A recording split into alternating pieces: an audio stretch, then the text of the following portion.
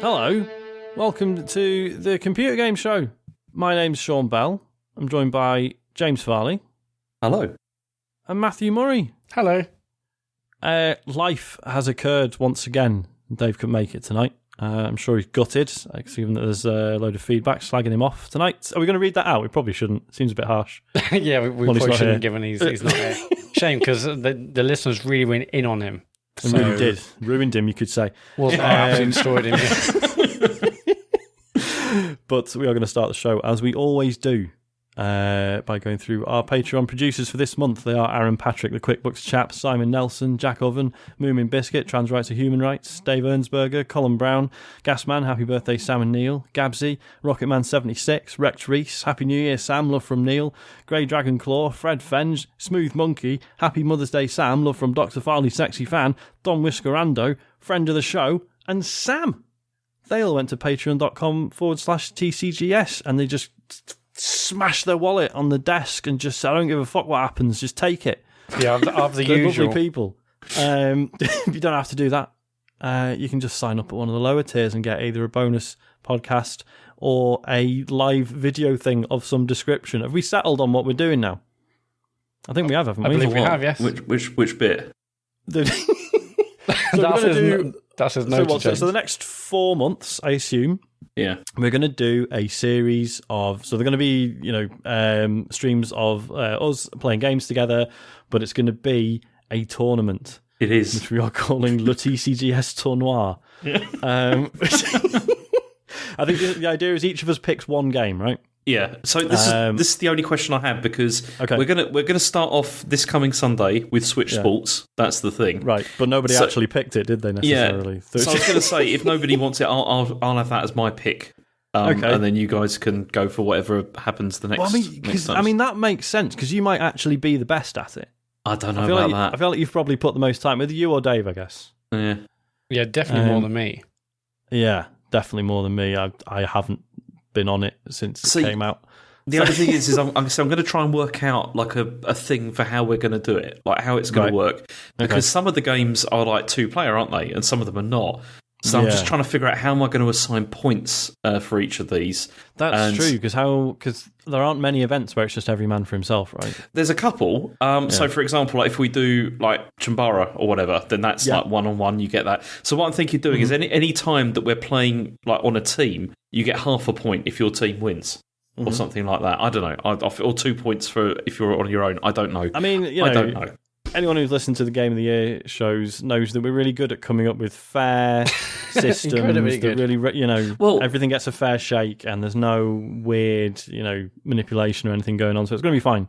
I want to create a tournament, Sean, which is as complicated as like the Nations League, like where you have to look it up on Wikipedia to try and figure out like how it works, and then you're still confused like by the end of it. It's going to be great. I'm excited just to see all this stuff worked out by James. This is good. Like James is properly taking this and running with it. So because when James said he was going to organise it, I was like, well, that's very good of you, but it's not going to be that complicated, is it? But apparently it is. So I'm excited to see. I had to choose the trophy, Sean. That was the first thing. Are we announcing what the trophy is? Because it's incredible. No, because even that's up in the air, isn't it? No, it's not up in the air. I'm definitely going to go for that. Yeah. I thought we'd settled on the bronze mouse. Brass mouse, wasn't it? Was it brass? Sorry, brass. What's it actually made of, James? Do you know? I think it's faux brass. It's tin. It's tin mouse.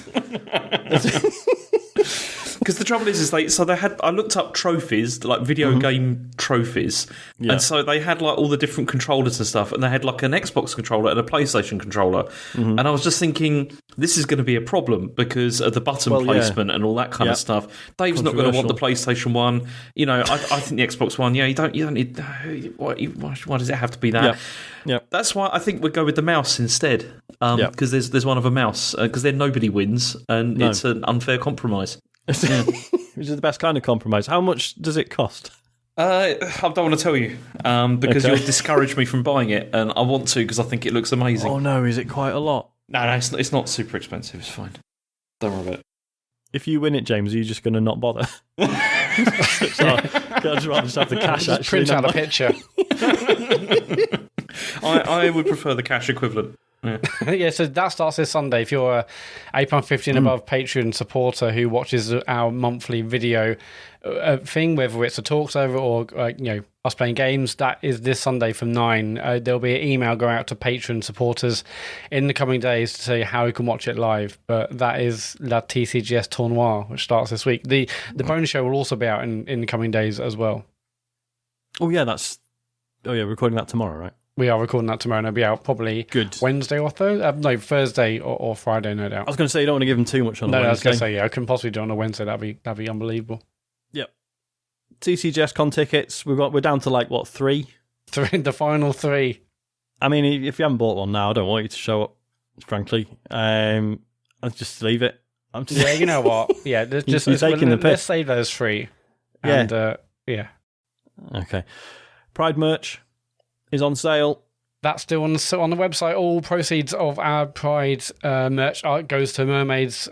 So go over to tcgs.co/store, and there's a bunch of t-shirts, unisex sweaters, there's hoodies, there's tote bag, you name it, it's all over there. All proceeds of which go to mermaids. And you can learn more about mermaids by going to mermaidsuk.org.uk.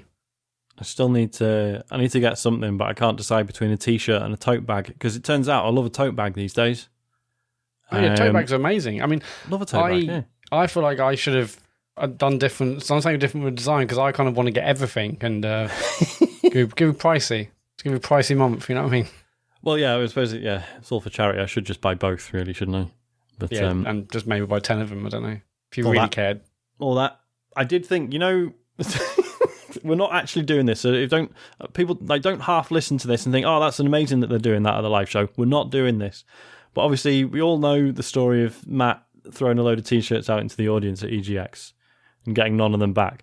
I did have a quick look to see how much a t-shirt cannon costs.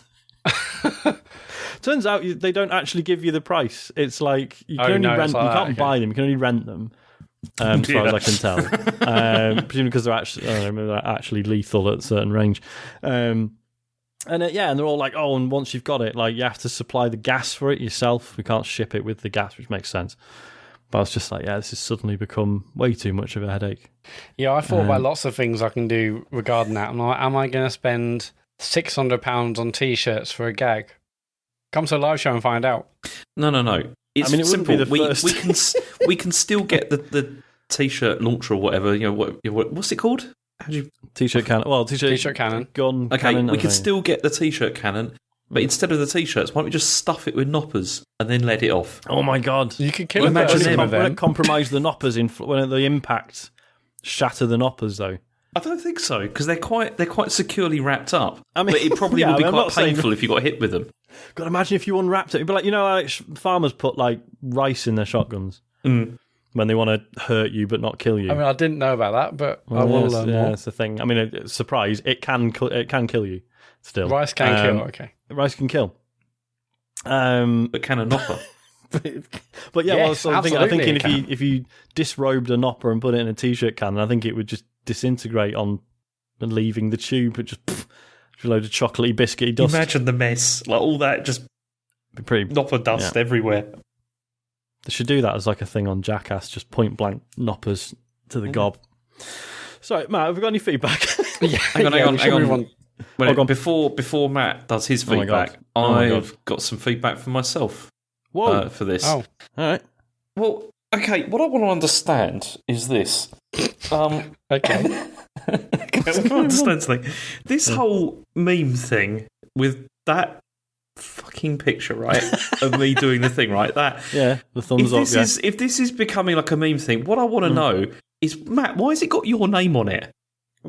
I don't know. So every one of the GIFs has got like all of our names on it. And that was just, I don't know, I think that's the default alt text. Because another one I looked, I think it's the one of you and the glasses. It just says video game GIF or something. I don't know. So why does it say Matt Murray? Is this like are you grabbing my image rights or something? Copyright. Absolutely not. No, every one of our names is tagged with that GIF. So I don't know why it's bringing mine. It probably just thinks, who's the biggest star? Put a name next to it. Yeah, makes sense. I mean, given the contents of the GIF, it's not like... I mean, would you want your name on that, Matt? No, I mean, I want to find out how that's automatically generated so I can remove it. Obviously, any image these days, which is great, you can like add an alt text on it. And I assume if you don't add alt text, that just is automatically brought in from somewhere. It doesn't matter. I think that it's fine, James. I think just because I've used Giphy or whatever before on Twitter, and it's automatically filled in the alt text, and I've ignored it. And then I've had people like replying, going like, "Oh, nice effort with the alt text there, mate." Because it's just, it just says like gun or something or hat. I can't remember. It's like a one-word description that's absolutely useless. And people think I've gone out, like I've done that on purpose. You just thought gun GIF. So no, James, I didn't add that on purpose. That's just automatically generated. But why you? Why is your name? I don't know. I mean, with the best will in the world, you don't look anything like me, Matt. Like, no. I mean, you got way more hair than I have. I don't know. That's a Twitter thing I've seen, or maybe a Giphy thing. All I can tell you is every one of those GIFs is tagged with every one of our names. So I don't know what to say to you. But what I will say to everyone listening is that I've now since added James struggling to put glasses on both Giphy and Tenor. So it's available on every one of your social networks right now. Amazing. Thanks, Matt. Thanks. Can we just briefly talk about who has unwittingly shared that GIF of you giving the thumbs up as well? So Ian Lee, God love him, has been using it. Some might say overusing it. James would say that. I wouldn't. No such thing. And he used it in. So Ian was tweeting about being back on the radio, right? And he included the James GIF, and then that tweet was quote tweeted by Dick and Dom, which is in the bungalow fame. Good. Or more recently Diddy TV, which is amazing. And it's just all there in a big lovely tweet from Dick and Dom supporting Ian Lee, and then James's face giving a thumbs up. It's all right, because at this stage, they just look at the alt text and they know it's Matt Murray, so it's fine. That's true. Yeah. Well, who's this Matt Murray guy? They don't, because it's got your name like on the actual GIF itself. Which is, that's such a great move. Anyway, should we go on to feedback? Go on. Yeah, let's do feedback. Yeah, well, we had a bunch around the listeners absolutely destroying David about his thought on controller layouts, but we'll come back to them another month. But let me just say, Hakon Lingstad basically killed David dead, as did Stone Dead, as did Kurosai, and a couple of others. So I'll save that till next week. But Rickety Stickety has messaged us feedback. I've been roffling on the floor laughing because of a seemingly inconspicuous moment in last week's show. 1 hour, 1 minute and 30 seconds, Dr. Farley makes an absolutely extraordinary noise. It seems that the news goblin says the phrase, "if you know what I mean." However, what it sounds like is, I don't know, some kind of mating call to other boomsticks or something. Please check it out. I'm still listening to it and it's still making me giggle. Hope the doc doesn't like me picking up on this minor moment. Thank you for all the entertainment, etc., etc. Have you two heard this? Because I'm about to play this. I've heard it, and it sounds like I kind of run out of breath as I'm saying it and make this weird noise. It's very incredible. strange. So I'm going to edit it in now. And also, the audience for those, I would say, has probably already played them, if you know what I mean. Yeah. I would say has probably already played them, if you know what I mean. Yeah. Yeah. If you know what I mean. And yes, it's quite the sound, James. I know, it's weird. It really does sound like I'm sort of like wheezy as well. And just sort of like, it's very strange. Yeah. I don't think you could recreate that even if you tried. No, I don't know how that happened. I don't even remember doing it. And it's the kind of thing that David would definitely pick up on as well during a show. And he didn't. So it's strange. No, but it's kind of a beautiful mixture of exhaling heavily plus words plus just, I don't know, a bit of radio magic. I don't know how it happened, but let's not question it too deeply. Big Chris Span, it says here, has messaged, "Hello, I think Matt would really enjoy Techno Babylon by Wadjet Eye Games." I think is that how you pronounce it, Sean? Wadjet Eye Games. It's a point-and-click cyberpunk detective story about a murder that takes place in a city ran by an AI. It's a few years old now, but it's one of my favourite pieces of cyberpunk media. Chris, I'm absolutely going to play it. That sounds exactly right up my street. Oh, nice one. And if you enjoy that, they've done a lot of similar things. So if you enjoy that, there's a whole... I was going to say a word, but I don't know how to pronounce it. I'm going to go with oeuvre. Oh, yeah, there's a whole oeuvre, yeah. There's a whole oeuvre to dive into. So, yeah. Yeah, I'm all over that. Thank you, Chris. And the mayor of Hounslow, a.k.a. your fan, has messaged, all right, lads, I thought I'd just pop in to comment on something that Sean and James said last week. They praised Cyberpunk 2077 for allowing players to look around freely during a boring conversation. I don't know where James's eyes tend to wander, but I'll have you know that in my line of work, we do the Bethesda thing, where people stand right in front of you and just talk. We also swear out stiff arms when we walk around, but that's a separate matter. I think what it is there's a difference. It's like it's not when you're playing Cyberpunk. It's not like you're like looking around while you're talking. It's the fact that the other character that you're talking to is like moving more realistically rather than just standing stock still and staring at you and their mouth moving. It's a big difference, I think. And you're aware of so like they're sort of looking and behaving like a normal person, and also you're aware of like your presence in the scene. Do you know what I mean? Like you can see where you're sitting, or you can choose whether to sit or stand or take a drink off the table or whatever. There's little touches like that don't mean anything. Like in game terms, it doesn't achieve anything. It just, I don't know. Yeah, it's just something about your presence in the conversation feeling a bit more real, and like the fact that you can, there are conversations. There's one quite early on. Where you sit down in like a booth in a bar and you're talking to this guy opposite, and then and you just sort of in sort of one ear you sort of hear this shuffling, and you just look to the right, and this huge dude is sat next to you, basically as his presence is supposed to be a threat essentially, but it's not like, oh, and now this person is here, turn and look at them face on, and now turn back. It's just you're free to just look around and perceive it as you would if it was real.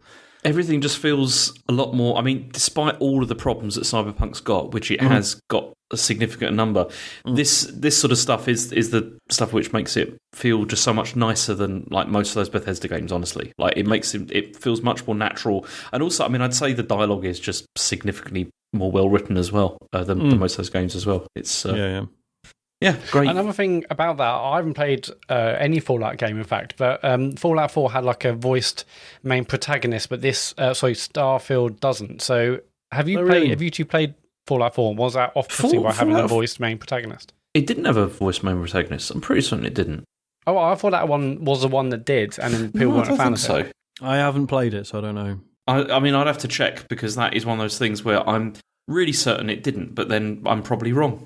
I'm just googled it to double check, and yes, it seems that they did, but apparently they needn't have bothered, because James doesn't remember it. Yeah, because I mean, in these kinds of games, it feels like that would be weird because you're playing you. I don't know. I mean, I feel like I prefer to have no voiced main character, but but to works. be able to change so many things about the character, but then presumably have little choice in the voice, unless they've got like 10 different people to voice every bit of dialogue in the game, which they won't have.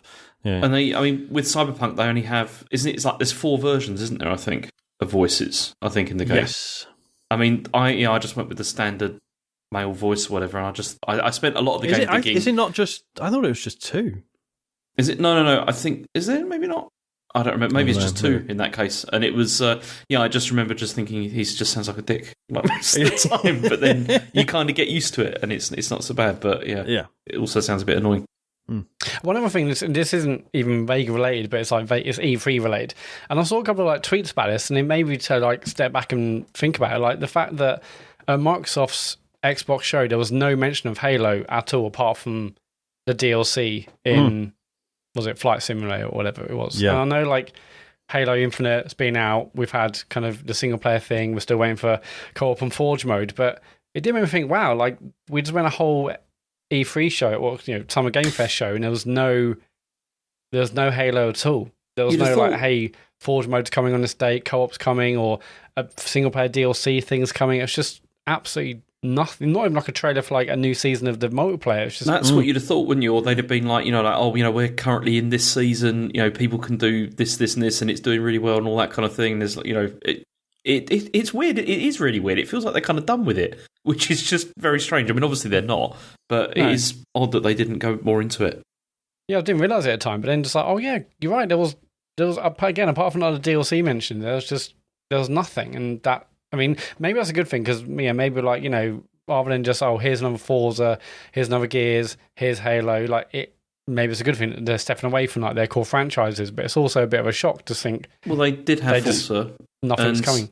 And I mean, you'd be thinking as well, like, this is supposed to be isn't Infinite supposed to be like a games of the service kind of game as well? I mean, yeah, but they haven't really. I don't know if they've explicitly said that. I mean, it's got seasons, but they haven't really supported it like one, have they? I mean, yeah, it does have seasons, but they've been pretty sparse, right? Like, there's not. I've not seen any. Yeah, I've not seen any noise about like, oh, here's the new Halo Infinite season, and here's what they've added. Because like we were meant to have Forge and Co-op by now, right? And then they were both put back. Mm-hmm. How far away is Co-op now? September, isn't it? I think that's September. Yeah, blimey, which is still quite a long way away. It's nearly a year, isn't it? I mean, I think they said there's some beta testing happening in summer. I mean, it's just man. I mean, it's pretty clear they rushed that out, didn't they? Like they had to get the campaign out at the end of last year, and then probably they shouldn't have done. They should have just maybe left it. Yeah, like I think it makes sense that they must have obviously really focused on getting that campaign done, because I mean, I never finished it, but what I played I really enjoyed. That was great. I thought it was excellent. And to be fair, like Dave and I and some of us like hammered the multiplayer for the first 2 or 3 months, and then there was just no new content for ever, and then we just stopped playing. But it was absolutely excellent. Single player is excellent. Obviously, we had our kind of issues at the time, saying we'd love more discovery, we'd love more things to do in the overworld. Maybe more things they could add in at a later date. We haven't had that yet. Maybe that's not even part of their plans, but we still loved it. And it's very easy for people to say, "Oh, it wasn't Halo Infinite, just a load of rubbish." No, it wasn't. It's an excellent totally game. No, it's just that we would love more. It just felt a bit underbaked. It could have had longer, really. Yeah. That is it for feedback. Go to tcgs.co/deartcgs to leave your feedback. James, what is the news, please? Okay, so I know I often say this, but this week it has been particularly thin. There's not a huge amount I mean, going it makes on. sense, right? Obviously, we've just had not E3, so... Yeah, we just had all the news. And now you still want more? James, what's wrong with you? It's greedy. I mean... How much more do you need? Well, I mean, he sounds like he's, disappointed that there's not much news, but also it means there's less for him to read out, so he loves it. Well, I know, but that's true. But then I also do like to get my teeth into like a really sort of like, good story.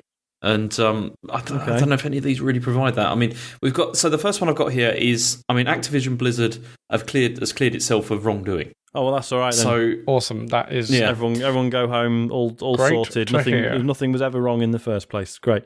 So what this is, remember we talked about this, there was the lawsuit by the Californian Department of Fair Employment and Housing, and they were bringing a lawsuit against Activision for behaviour inside the company. And then so Activision then put together a board of directors working group to investigate the issue. And now they've released their findings. So they've already concluded that there was never any systemic issue with harassment, discrimination, or retaliation at Activision Blizzard. Do you want? Shall I'll read the whole quote where they said, "Go on then." Contrary to many of the allegations, the board and its external advisors have determined that there is no evidence to suggest that Activision Blizzard senior executives ever intentionally ignored or attempted to downplay the instances of gender harassment that occurred and were reported. While there are some substantiated instances of gender harassment, those unfortunate circumstances do not support the conclusion that Activision senior leadership or the board were aware of and tolerated gender harassment, or that there was ever a systemic issue with harassment, discrimination, or retaliation. So the summary says, they basically said that the investigation was based on email communications, notes, and other source documents, but they don't actually explain what they are. And they also said that they did interviews with current and former employees as well. But as I said, they don't go into any detail about how this was conducted or what the actual data was, and none of it has been seen by any outside consultants either. Mm-hmm. And it's weird because also I mean, this was Kotaku. They said you don't see how this squares with the 18 million relief settlement that they gave to the Equal Employment Opportunities Commission. Yeah. That was the settlement where they made, because of all of this. But, I mean, the strangest part of the quote was where they said, what we've come to realise over the past several months is that there are many truths about our company, individual and collective, experiential and data-driven, and sometimes they can be difficult to reconcile. So this is a very strange statement. Yeah, and not to mention incredibly disrespectful to all the people who have been incredibly brave in speaking up about this stuff. to have Activision Blizzard just try and sweep it under the rug and say, no, we checked. Yeah. And everything's fine, actually. It's like, yeah, but no one... The whole point is everyone believes that your leadership has failed. So why would... It's absolutely baffling. I mean, they're not saying that there was nothing happened at the company. They're just saying that the executives did nothing wrong. The executives never intentionally ignored it. There's no proof that they intentionally ignored it. And why? Because they say so. And so it's fine. Deleted all the relevant emails. Yeah, so it's not actually about the harassment itself. It's about how it was ignored or not ignored, or how it was downplayed or not. It's like, I mean, they obviously had an opportunity there to really kind of come clean and do some work, but they obviously were never going to do that. Yeah. And instead they choose to do this, which makes it worse. Way worse. I mean, it's just disgusting. You'd be thinking, like, if they were serious about this, they would have got like an outside agency or whatever to do an investigation here, not investigate yourself. I mean, this is like when the government, like in the UK, says, we're going to have a government inquiry, and it's like, it's like, I'm sure that's going to come out, as they want it. Yeah, it's really sad, but and awful. Yeah. Okay, should we move on to another bit? So there was a big load of Final Fantasy stuff this week. So they had, what was this, Matt? They had it was a 25th anniversary celebration, is that right? Yeah, 25th anniversary celebration of Final Fantasy VII. They had a 10-minute live stream thing happen on, was it 11 p.m. the other night? And they announced a bunch of stuff. So, it was on at the exact same time as the Dragon's Dogma one, which we'll get to. Yeah, it was, which I thought was funny. I mean, obviously, Dragon's Dogma is my favourite, but counter-programming Final Fantasy VII with Dragon's Dogma is not a smart move, is it? You're not going to win that fight. Which one was announced first? I think basically the Final Fantasy VII thing was done and dusted by the time the actual Dragon's Dogma announcement happened. No. Sorry, but which one was announced first? Like, which one got the first announcement saying it's Thursday at 11 p.m? Oh, I see. Oh, I don't know. Not sure. Yeah, weird. Anyway, both happen at the same time, but we'll start for now with Final Fantasy VII. I mean, do you want to take it away, James? Yeah, I mean, so far they've confirmed. So this is the second part, which is now going to be a trilogy. Like, they've announced that it's going to be a trilogy. So you've got the first the remake. Yeah, this is the remake. Yeah. So you got the remake, and then you've got Rebirth, which is going to be the next one, and that's coming out winter 2023. But then there's a third game obviously coming, but there's no title for that yet or date or anything. And then also the other thing announced was that Final Fantasy VII Crisis Core is also coming this winter. But I don't know what that is. Is that like the action one? That's a remake. That was a PSP game. Right. Yeah, okay. So it's a PSP game focusing on a character called Zack Fair. It's a prequel to Final Fantasy VII. So the idea being, again, I haven't played it, but Crisis Core seems like it's going to add a lot of context and explanation about the events in Final Fantasy VII. So it's pretty exciting. It does. I never played it properly. I'm vaguely aware of what happens in the story, which obviously a week ago I'd have been like, oh yeah, Crisis Core, that's where such and such happens, whereas now it's like, oh no, people probably don't want it spoiled now, so I'll keep my mouth shut. Was Crisis Core one of the good ones though? Because I seem to remember, I may be remembering this completely wrong, that there was a whole bunch of sort of Final Fantasy VII sort of spin-off stuff, but not all of it was great. Or am I wrong about that? I think Dirge of Cerberus is probably the one you're thinking of as the bad one. Yeah, that's what I remember. Yeah, Crisis Core is all right. Yeah. Mm-hmm. Fun fact: I went to a press event for Crisis Core back when it came out, and it was one of the first ones I ever went to. And those events were generally like, you show up, play the game, there's maybe some food on and stuff, and then, oh yeah, here's a goodie bag, go in and give us a review of it. Whereas this was like, oh yeah, thanks for showing up. The developers are here, so you can interview them in like 10 minutes. Nice. And I absolutely shat it. Luckily, it was like a group interview situation, so I only had to ask like 3 questions, and it kind of just went around in circles. But I was absolutely fucking terrifying. My God, sounds bad. Yep. So the full title of this game is Crisis Core Final Fantasy VII Reunion. Okay. So that obviously links in with the fact that there's Final Fantasy VII Remake, which made sense at the time. We knew it was going to be multiple chapters. They obviously confirmed on this show that it's going to be on this stream that it's going to be 3 chapters. Second one being Rebirth. They also said that they would announce or they would discuss soon the reasoning behind the naming convention, because I think we all assumed there'll be remake part 1, remake part 2, remake whatever, part 3, 4, whatever's going to do. But the fact is that remake, now Rebirth, and I guess we can assume the third and final part will be something, maybe Requiem, maybe Retribution, I don't know. I mean, I'm looking forward to seeing them explain why they decided to change that. It feels like they should almost like change the name of the first part again. Yeah. Because remake, like that doesn't work in the naming convention. Yeah, because remake is very literal, whereas Rebirth, it's like, ooh, yeah, what could that possibly mean? Whereas remake is just obvious. Yeah, they don't quite fit, do they? No. So I watched this, and I watched other people then afterward, kind of reacting to the whole Final Fantasy VII 25th celebration stream, and they were saying that the end of Crisis Core is unbelievably good, but they're also saying will they change the ending to link in with other stuff we might have seen in remake? So very interesting because the story and how it works and what changes, if anything. But and also the fact that for this year we're getting this winter, and Final Fantasy Rebirth we're getting next winter. I mean, again, I thought this is going to be like a 15 or 20 year project or something, but I was going to say it's coming way sooner than I thought it would. So the fact that we're going to play this, well, hopefully next winter doesn't necessarily mean at the end of 2023. It could be, I don't know, January or February 24. But the fact is we're playing this next winter. I'm so excited. Obviously, a loved remake. I mean, I'm relieved that it's actually happening, because it was starting to feel a bit like, is this actually going to come out? Because we hadn't heard anything for so long. And I was beginning to wonder if in a couple of years they'll just be like, yeah, we're going to remake the remake, because this has just not happened. It's so good. We don't need to tell the rest of the story. We can just we're just going to do that one again. Yeah. But I know what you mean, Matt. Like, winter 2023 is not soon by any stretch, but it's considering how long it took them to get remake part 1 done. I think that's not too bad at all.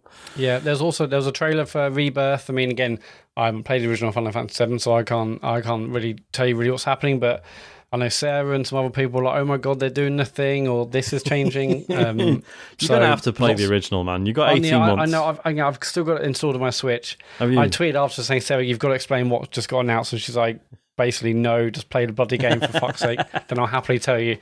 And it's on my Switch. I will play it. I've got there's a countdown now between this and Crisis Core and Rebirth. So I absolutely desperately want it. I just need to push on and do it. But no, it's amazing to see Rebirth. Crisis Core looks really interesting. I'm definitely going to play that as well. Mm-hmm. Other things they announced that remake Integrate is coming out on PC. That's the Integrate was like. Well, it's come out on Steam, hasn't it? So it was already out on the Epic Store, but no one over the age of 20 uses that. So now it's coming to Steam and Steam Deck and whatnot. Yeah, I think that's already out now. Yes, it is, come out on the 17th.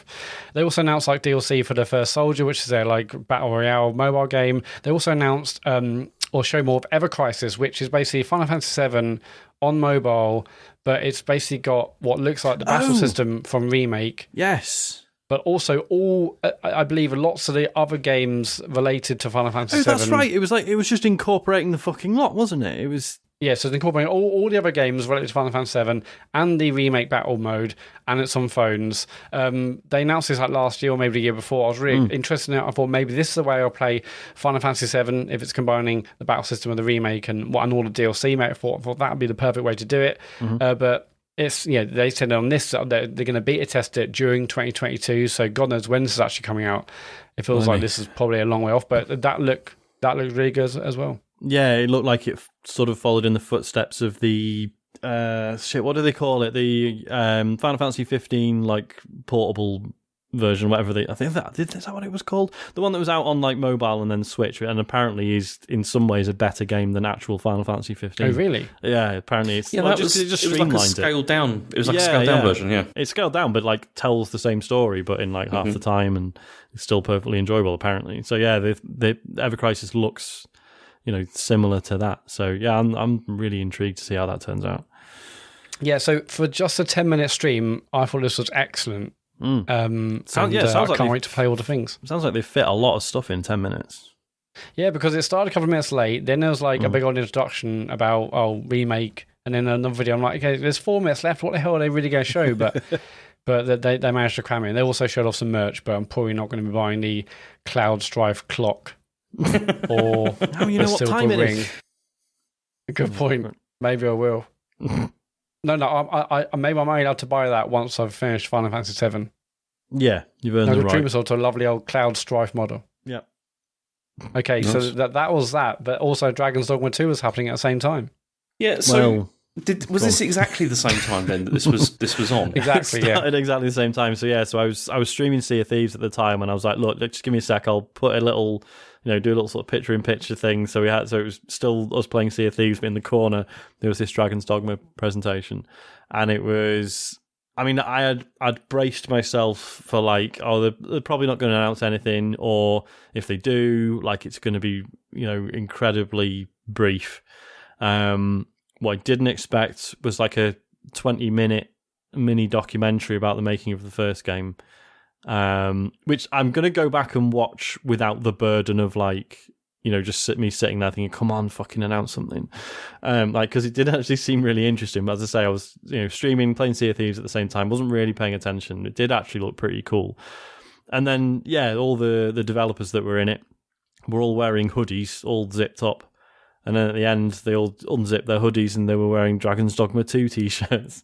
Whoa! And they was like, yes, we're making Dragon's Dogma 2. Bye. That was it. So I'm excited, but I mean, there's really nothing to go on. Yeah, the only thing I read was they said it's going to be on the RE engine, but then that's it. No further details at all. That's sort of a given, right? Like, well, that's you'd think so. Yeah, they're making everything on the RE engine now. Mm-hmm. Yeah, I mean the RE engine is a gorgeous engine, but also like how obviously no mention of date. No, like, literally nothing. Literally a logo and confirmation that they are making it. That is it. So it's like Metroid Prime 4. Pretty much. Hopefully that will work out better than that. Because where's that gone? That's fully vanished, hasn't it? Well, is there still that rumour that Nintendo are doing a direct at the end of the month, or is that? We'll come to that, Sean. We'll come to sorry, that. Yeah. Sorry, jumping ahead. So Dragon's Dogma 2, so obviously, it says here in his Eurogamer piece, it's a cult classic. I mean, yes. So it was never a massive seller, but the ones it did sell to absolutely adored it, and it's enough that Capcom basically say they go do a sequel. It's one of those. I mean, yeah, it sold well enough that it's like continued to be ported to, so like there's a Switch version which came out like 8 years after the game originally came out and was really well received. And that's a really good port. And it's popular enough for them to make a Netflix show, the Netflix show, which I didn't really get on with, but so it must have done the numbers, overall. It must have done well enough, right? But it's supposedly I've forgotten the guy's name, but the director basically was told by Capcom, look, you can make Dragon's Dogma 2 or you can make Devil May Cry 5, and he chose Devil May Cry 5 first. So we could have had Dragon's Dogma 2 like a couple of years ago. So I guess it's just a case of them now getting around to it. It's just, if you've never played the original, because I forget that, like, obviously 10 years is a long time, and like I've seen, so like Imogen, who was on a few weeks ago, she was like tweeting, like, what is Dragon's Dogma? And it's like, oh yeah, if you're in your 20s, there's every chance that like you'd have just missed it when it first came out.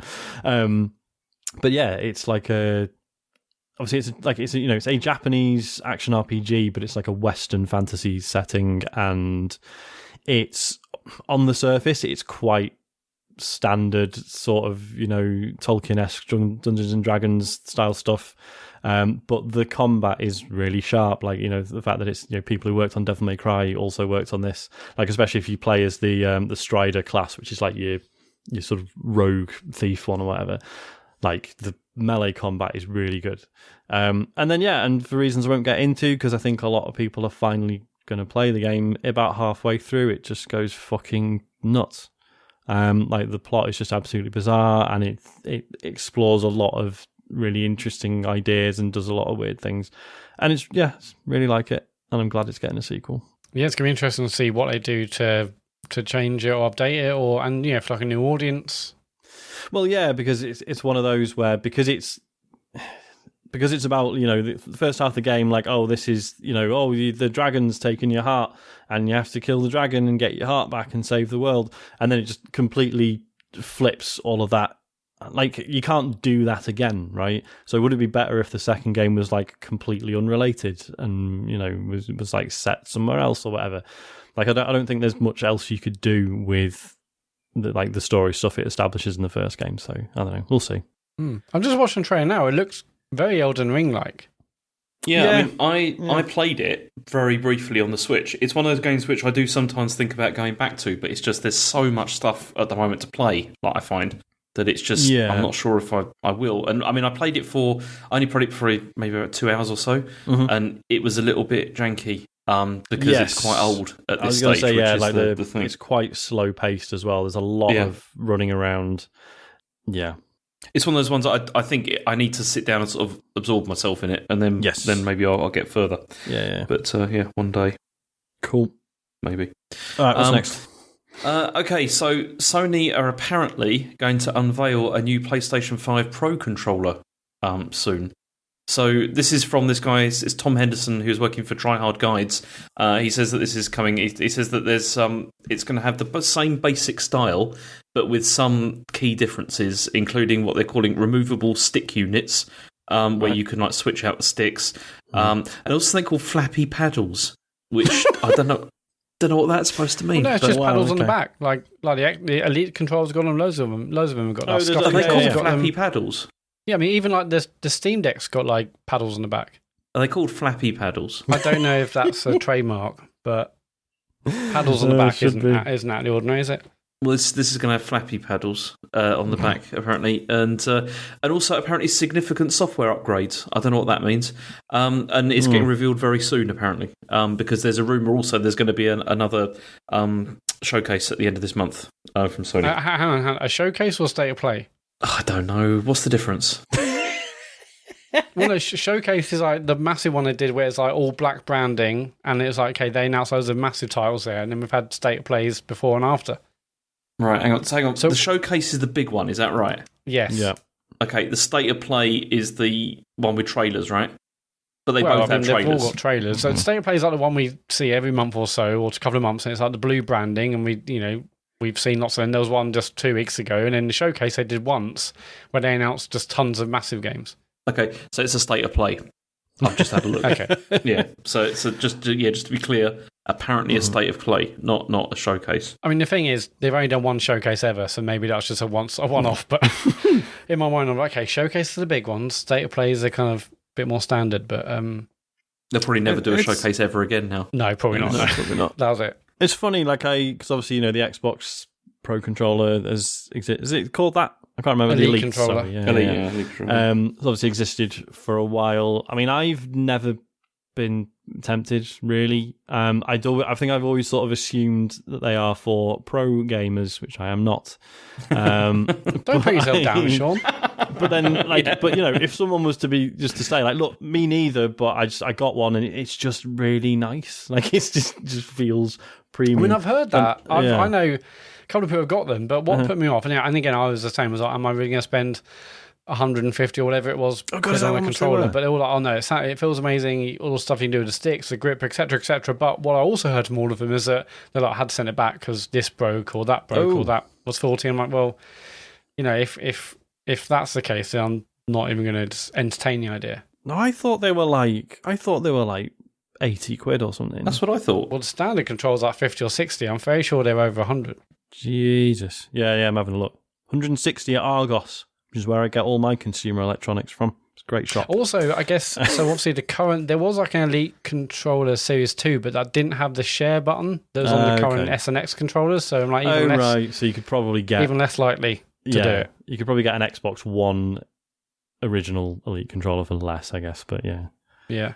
And I think they look nice, and all the customization, brilliant. But I've just heard some reliability issues, but which is the last thing you would expect, isn't it? Mm. Yeah, about the Sony one, again, probably not going to do it, but I'm very interested to know what they do, and because I still absolutely love the PlayStation 5 controller.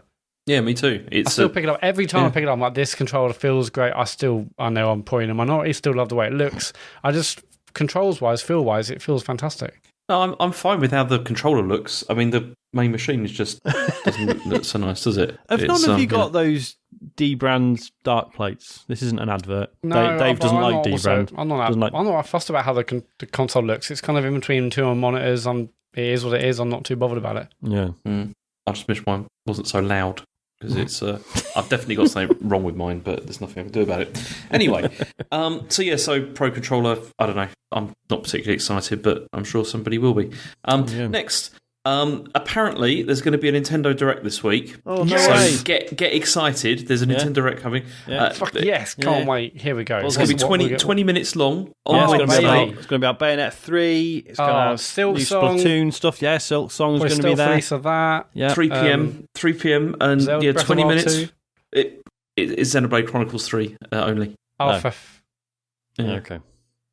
But never mind, apparently there will be another Direct at the end of this month. That's been another rumour. Is that still a rumour though? Yeah. It's a Jeff Grubb rumour. Oh well, then it's nailed on, then, isn't it? Yeah. So he's saying this is not the major Direct rumoured for the end of the month. So apparently it's going to be more. Well, so the other one was rumoured to be the 29th of June, right? Mm-hmm. So will they really be doing 2 in a week? That seems excessive, doesn't it? That does also, seem excessive. Nintendo really like not doing things just because they're rumoured. You know what I mean? Point. Like, there's definitely been instances where like journalists have rather than the usual thing of, oh, I heard another journalist say this, now I'm going to repeat it and appear to give it weight even though it was originally based on nothing. Apparently there have been times when stuff was definitely supposed to happen, but then the rumours just kept building and building, so Nintendo just went, no, we're not going to do it. I love that. It's just like, well, I'm not doing it then. Yeah. It's just like... well, if you're going to talk about it, I'm not doing it. I think it's one of those things that I guess is worth taking the hit to not be predictable or to not give leaks any weight, I suppose. Because if it ages for a Direct, I can't see them doing 2 in a week. It's not. It'd be Wednesday this week, and then if it's the 29th, it'll be Wednesday next week. Yeah, but that's still 2 in like 7 or 8 days. Well, it's within 7 or 8 days. But which I think is not going to happen. But I love it if they prove me wrong. Yeah, love that. Do you know what I'd like to know is where is Advance Wars? Oh, that's right, because that's finished. That's ready to go. To that? Well, that was delayed due to the Russian invasion of Ukraine. Yes. Yes. But then, I know why, but yes. But does this mean that it's never going to get released until Ukraine's at peace again? Yeah. Which could be weird, isn't it? Because now they've created this. I mean, I think they made the right decision.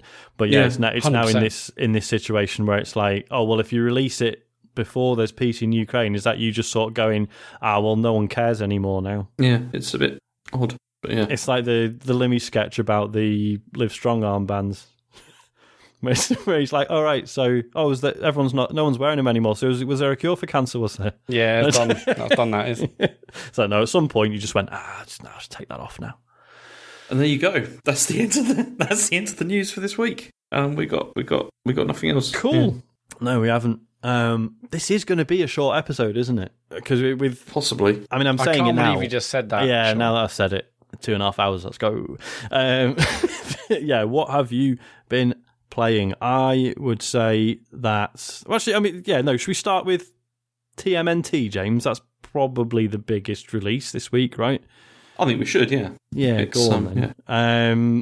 So yeah, this is. The new Teenage Mutant Ninja Turtles Shredder's Revenge scrolling beat 'em up made by Tribute Games, who I promise this is the last time I'll say this, but Tribute Games is an indie studio made of former developers from Ubisoft, who, while at Ubisoft, also made TMNT on the GBA, which is a really good scrolling brawler, and they also made the Scott Pilgrim game, which is also fucking wicked. So I was really excited about this because it's kind of them going back to what they've done before, but under a new studio, and I just thought that was really nice. I love it. I've played, so in co-op we've done I think most of the game. We've just gone to Dimension X. Yeah, you're very close to the end. That is right. That is near the end. I wasn't, because it was kind of like, it's like, oh, here's like another map, and it's like, oh shit, is this going to be like as much as the first one, but I figured probably when, I mean, we were sort of ready for it to end, like because it's clear it's going to get replayed as much as like Streets of Rage 4.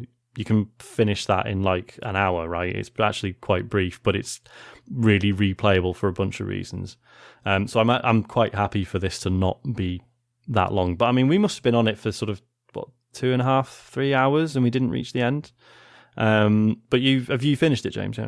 Yeah. You see, I played through it with Asher over the weekend, and then we actually finished it this evening, just before we started recording, which was pretty good. Oh, nice. And I mean, I don't really have a lot of nostalgia for the Turtles like scrolling beat 'em ups because I've not actually played them. I've never played those, but I do have nostalgia for the TV series because I think it was one of the last ones that was like before I became a teenager.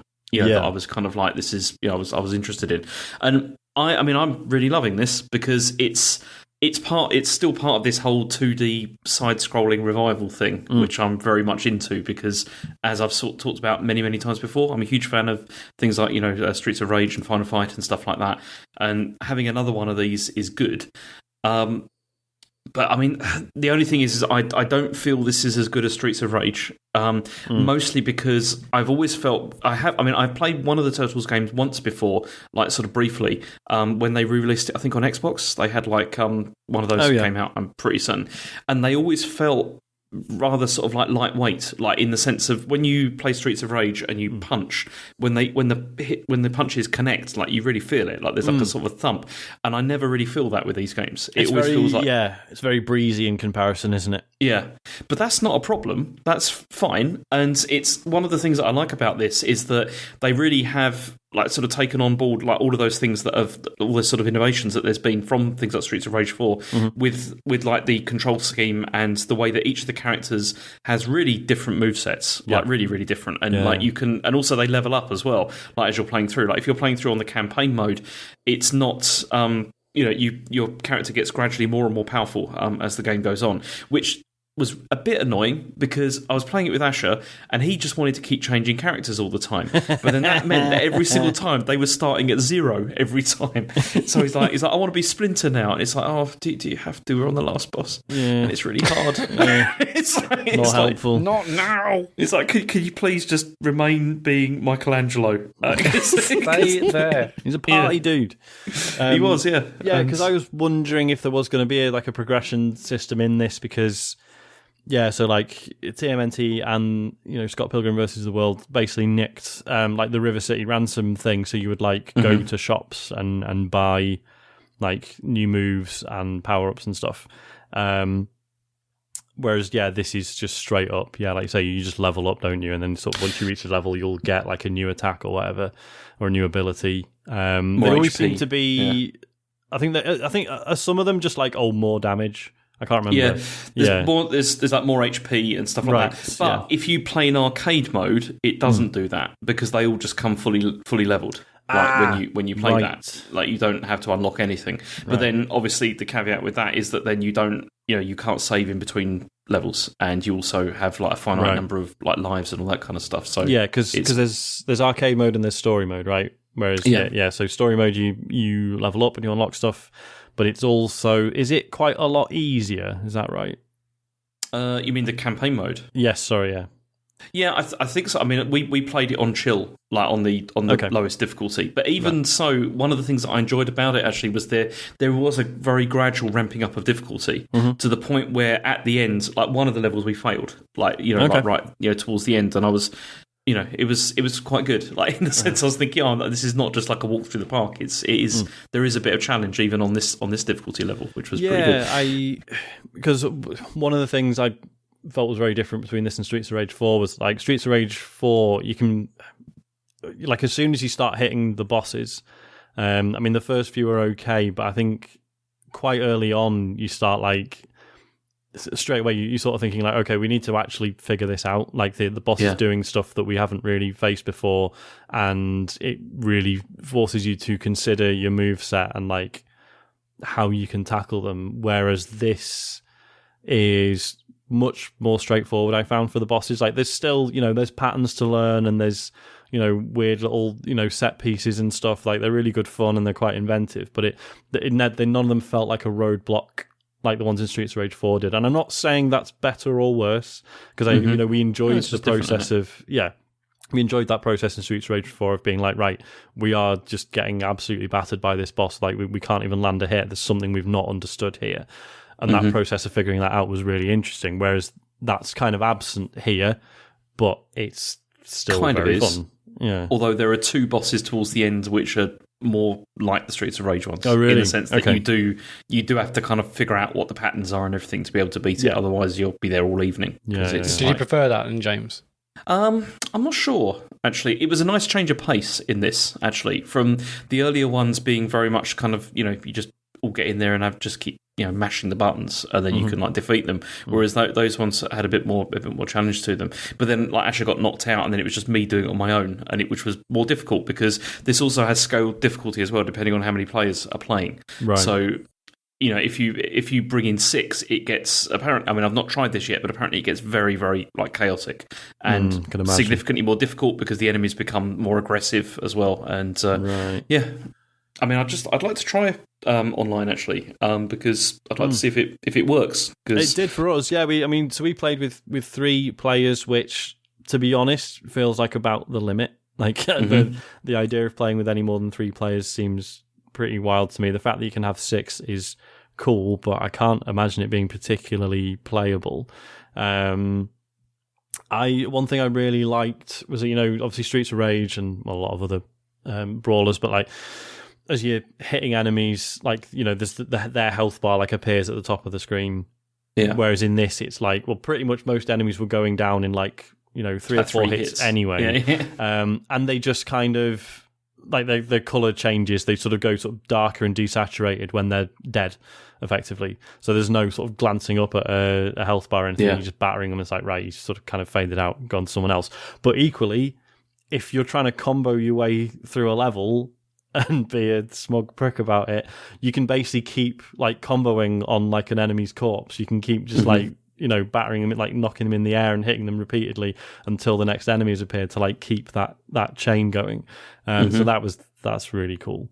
The other thing that I really like about it as well is because these games, the whole thing is the replayability and the fact that even though they're quite short, you keep going back to them because they're enjoyable, either for the mechanics or also for the environments. And in this case, the environments are really great. Yeah, man. Really the whole thing's gorgeous to look at, isn't it? It's absolutely incredible. But also, you like the zoo. The zoo was great. Yes. Like where you got those like animals charging through it and stuff like that. You have to like avoid at the same time, and it's very cool. And also the music. I don't know if you know. Have you heard the stuff which is the rock guitar stuff? Which is quite funny. The thing is, because playing it in co-op, obviously we had voice chat on, so obviously the game volume was quite muted. I mean, what I could hear sounded incredible, but I really want to go back and listen to it properly. Yeah, you have to, particularly the stuff which, it sounds. I'm trying to think what it sounds like, but it's like epic guitars and all that kind of thing, which is, but it works. It totally works. Like in this context, it's really good. Yeah. And I mean, this is the thing because when I started playing it with Asher, and he wasn't really into it like that much, like because he's never really played like any of these sorts of games, like in terms of like the side-scrolling beat 'em ups, and and then we played it for about an hour or so, and then he seemed to be getting more and more into it and didn't want to stop, and I was like, oh, this is brilliant. And then he was asking me about Streets of Rage, and he was like, oh, we could play that, and I was like, yeah, we definitely can play that. Absolutely could. That would be cool because amazing. Yeah, you're like, no, Asher, just watch Streets of Rage till I die. Watch that. Yeah, we'll just streamed it, mate. Just watch that. I mean, because what's his awareness of the Ninja Turtles? Because it's still a thing, right? Still on Nickelodeon, but obviously it's very different. Where are Turtles these days? I think I used to absolutely love them when I was young. I think it is, but then I think it's not currently a big thing. Right. Because he was not. I think he'd heard of them, but had no sort of like connection to it really at all. He didn't know who any of them were, like their names or anything like that, mate. And which is sad. But it's always interesting to me because obviously I remember them being a thing when I was a kid, but like it's one of those, in hindsight, looking at the years that they were huge, like I just caught like the last sort of 5 years of it, basically. Because it was in the late 80s it started, or was it possibly it was earlier late 80s. Yeah. I mean, I remember coming in from school to watch that stuff, and it was just there was such a buzz that it was on BBC. Yeah, man. It was and we got it late as well. We got it quite a lot later, I think, than everyone else. And then the film came out. And I remember one of my friends had a pirated copy of the film that that had been recorded in a cinema or something we went to watch. It was and it felt like it was some really really gritty. Yeah, like watching the Terminator or something like that. And then it's just actually it's really not. Because they're real now. It was quite gritty when Casey smashed that dude with his golf club, or whatever. I was like, wow, this is adult. Well, I was going to say because way too much for me. Yeah, because I've never got into the comics, and obviously there's tons of them, and some of those are fucking ultra violent. But yeah, I've never delved into that. Yeah, I used to love the cartoon. I played in a playground when I was younger. I had all the models and the toys. Yeah, I used to bloody love Turtles. Yeah, the figures. Yeah. So if you're going to just go play a single player, do you think it's still worth a shot? Or yeah, totally. If you're not playing local co-op or online, is it still worth it? I think so. Yeah. I mean, if you're no, I don't want to say that. Yeah, just play it. Yeah, it's good. What are you going to say? It's on Game Pass as well. It's play that. Oh, okay. I really enjoyed the time I've spent with it in co-op, but I'm actually looking forward to going back and playing it on my own as well. Just to be able to take more of it in, have a clearer idea of what is going on at any one point. I think that's totally valid just to play it on your own. Mm-hmm.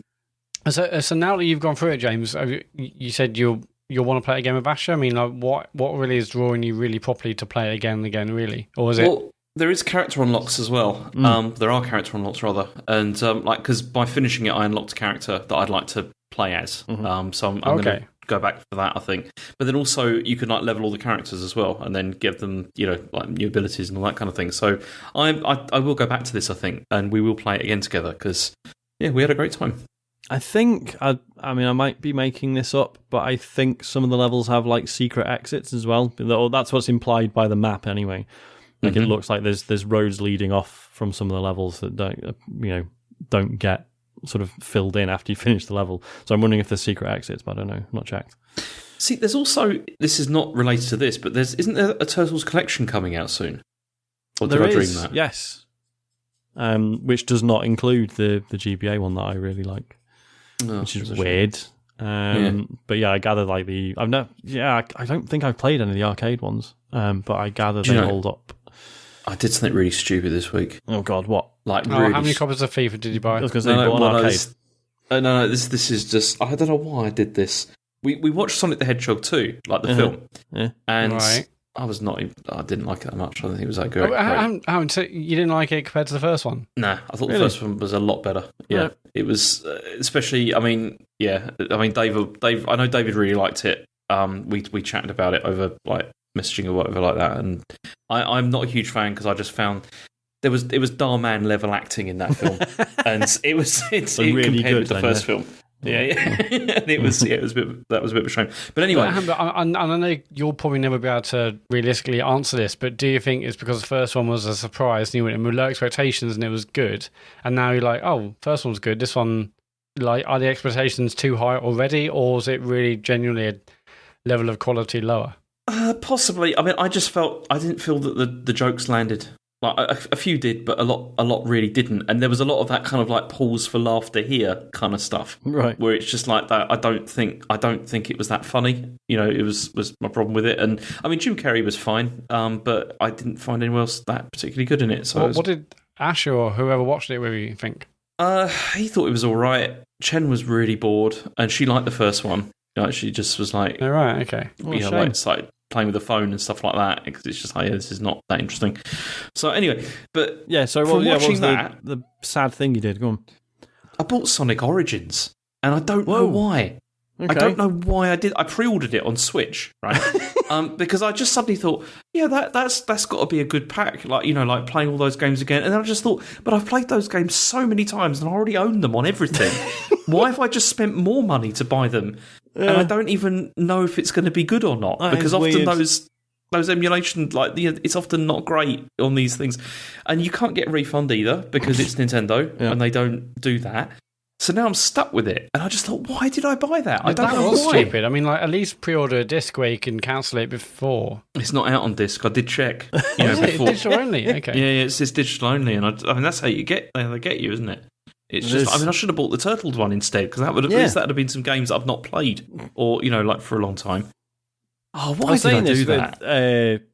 So I mean, spoilers for next week, I guess. Dave's bought the Mii Mini, the emulation handheld we were talking about last week, and like I was saying, how when you get an emulation handheld and you're like, oh man, it's got 5 million ROMs on it, and you kind of just go through, play everything for 10 seconds. That like you look for games that you remember. Sorry, that was Mara shaking her ears. I don't know if you heard that. Well, I didn't hear that. Maybe I'm sure it'll be on the recording.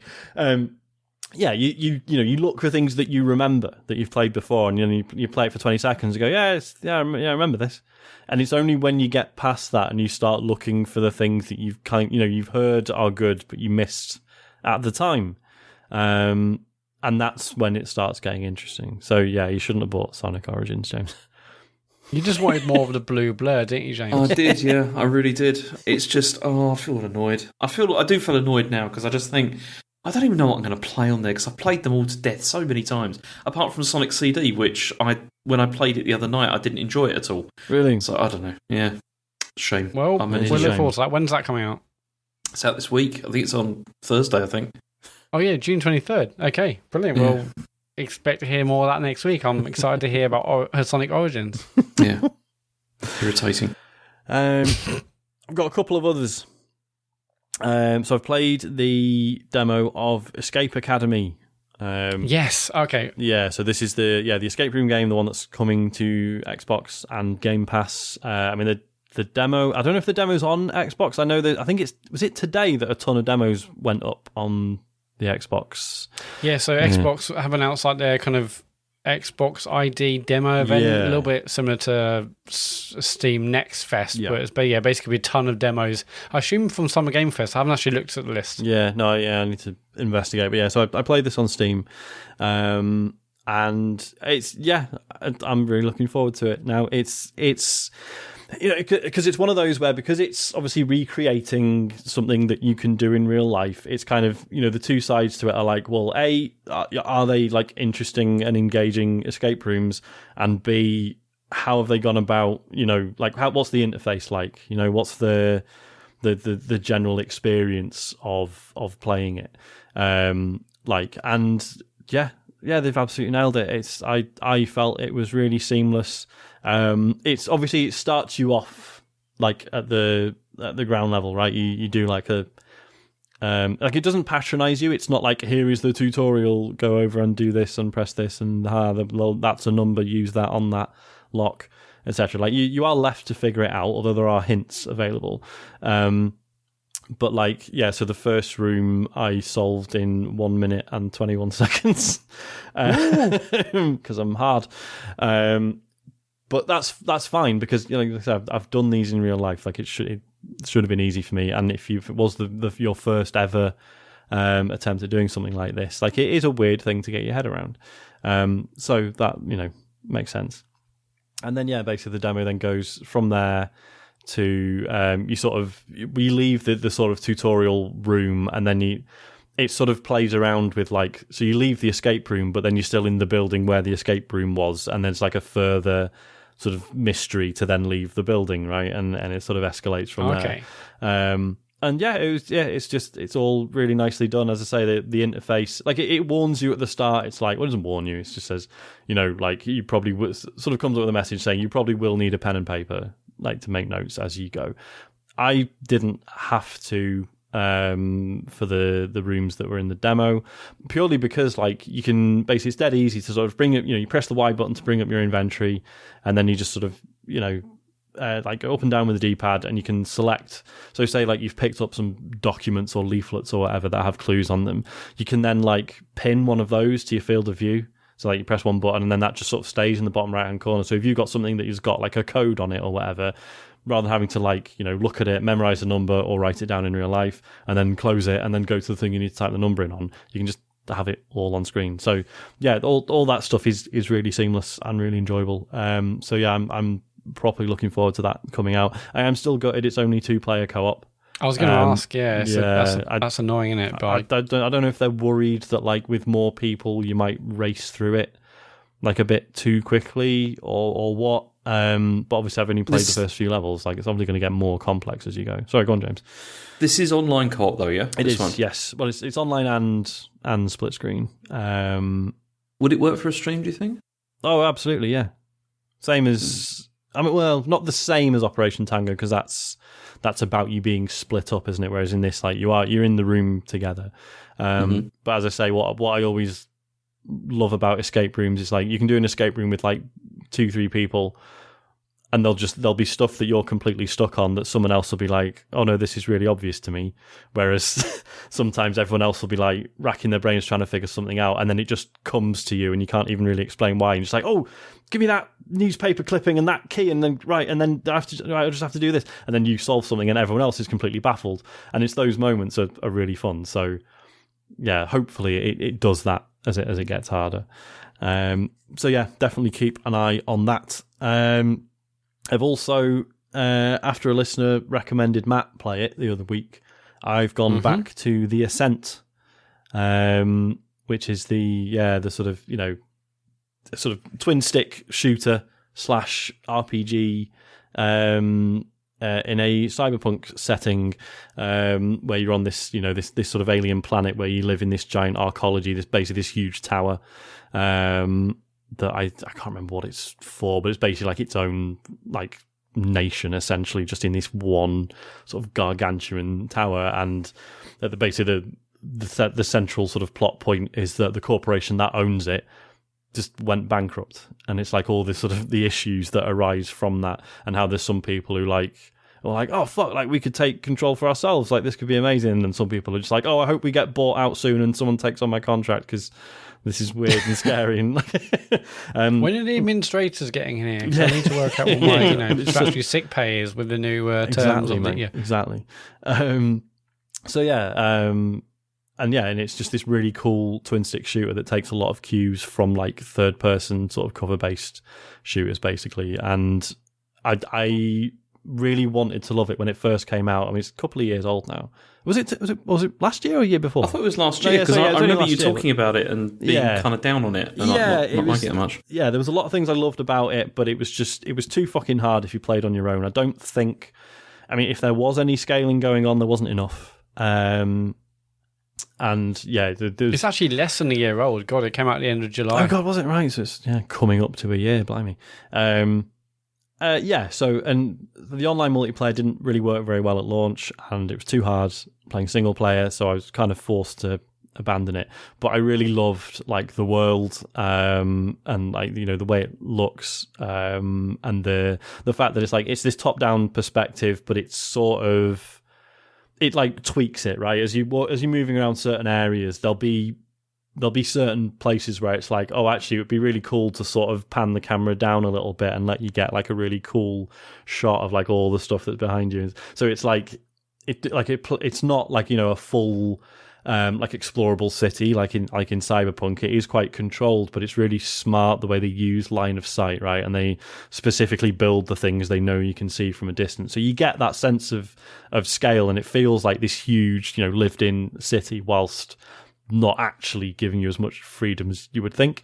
And it's really smart. And they've added a photo mode as well, which is really cool. I mean, I love a good photo mode anyway. Oh, I saw some of your pictures on Twitter. Yeah, they looked amazing. Oh, thank you. And yeah, it's like, so it's really fun to play with that stuff anyway, but it's also fascinating to just be like, right, I'm just going to turn the camera around 180 degrees, and it's like, oh yeah, it's all just blank walls and stuff that you're not supposed to be able to see, So it's kind of fascinating just from like a level design perspective, and sort of where they've made efficiencies and they've gone like, right, well, if the player's moving around in this space and the camera's looking this way, here are the things that they're never going to see, right? And the things we don't have to look at. Here's a million clippings. Yeah, exactly. It's just all stuff that you're not meant to look at. But so that's been fascinating as well. And yeah, so they appear to have rebalanced it. Like I've been playing it on easy, and still finding it quite challenging in places. Like there's been some story missions where I've had to, like, it's said that I'm the the recommended level, but I've after dying sort of 10 times in the same fight, I've just then gone, I've sod this, I'm going to do some side quests and level up a bit, which is, fine, standard RPG stuff. And it doesn't feel like, it's not like a JRPG where you're like, oh, this is just grinding now. Like, it's because the shooting is that fun moment to moment, you never really mind like going away and doing side quests and stuff. So yeah, I really like it now. I've actually put like another sort of 10 hours into it or something this week. And I think it's like, we talked about the difference between like the Avengers game and Guardians of the Galaxy, and how Avengers was weirdly daunting because they did the whole game as a service thing, whereas Guardians of the Galaxy just has an ending. I think like getting back into Destiny 2 a bit with the new season and really enjoying it, but there's still that sense of like, oh yeah, but this never fucking ends and never will. Whereas, so to go from that to something like the Ascent, where I'm just like, I am making progress, and at some point I will be able to say I've finished it, and then I can put it to bed, is a nice feeling. Yeah, I love that. Yeah. There was a point at one time in my life I was playing like FIFA, Destiny, Rocket League, and no matter how none of these games ever have an end, and I at that point I was like, I need to kind of play games where I can start and finish them. It's weird, isn't it? The only one of those sort of games I can play is FIFA. Like I don't play any other sort of ones like that because it's just too much of a time sink, and there's so many other games like to play and so much good stuff to to experience. I just think I haven't got time for like many of these. Like and it's weird, isn't it? Because like it shouldn't be about like ticking things off. Right, it shouldn't be about like finishing things for the sake of it, and I can say I finished that now. But there is something about that I want to resolve myself in different worlds. That's the thing. Yeah. I want different stories and different worlds and stuff like that. That's why I like playing lots of different stuff. The satisfaction of seeing something to its conclusion. Mm-hmm. But with those kind of live service games, games like FIFA, whether you class it as a live service game or not, I don't know. But those kinds of games, there is an inherent pressure to keep going down the, checking off things, and even if you don't kind of consciously know about it, like you feel like you're on a treadmill with those things. Yes. And then when you play one game, I felt guilty for not putting time into Rocket League or Destiny or whatever it was at the time. Yeah. So how long is this game? Is it? Do you know? I don't know. I think it is quite long. Like I feel like obviously having played quite a bit of it when it first came out, and then let's say putting another sort of 10-ish hours in this week, I don't feel like I'm anywhere near the end. Like I'm so you start at the bottom of this tower and you're working your way up as you doing jobs and getting new employers as you go and stuff, and like I'm on level 2 of this tower. I don't know how many levels there are, but also like it's really cool because so you go from like the bottom level, which is shit, obviously, and then you move up one level and it's like, oh fuck, this is actually like a lot nicer, and there's like and it's really interesting sort of thinking like, well shit, what's the next level like, or the one after that? And like you hear about obviously the other sort of the bottom levels, people talk about like what it must be like on the top level because they can't even imagine it, right? They've never, like, it's all access is like totally blocked off. Unless you got like the right clearance. So yeah, people can only imagine what those upper levels are like. And as a player, you sort of feel that because you do spend so much time in those lower levels.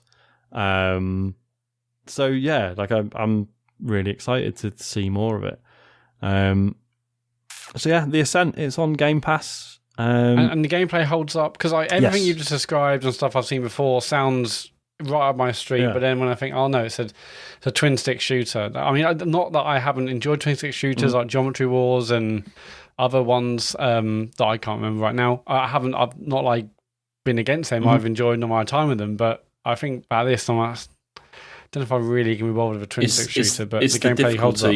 That would bother me more. Is just thinking, oh, this is going to be like something which is going to take me forever to get through. It's honestly, I'm kind of enjoying it. I would recommend trying it now, definitely. Like when it first came out, I would say probably give it a swerve just because the difficulty was as intense as it was. There's still, there are still fights where I'm having to, like, I'll fail a couple of times and then I'll just sort of have to stop and be like, right, hang on, let's have a little rethink. Like, because because it looks like a twin stick shooter, there's sometimes the temptation to forget about like the cover stuff, right?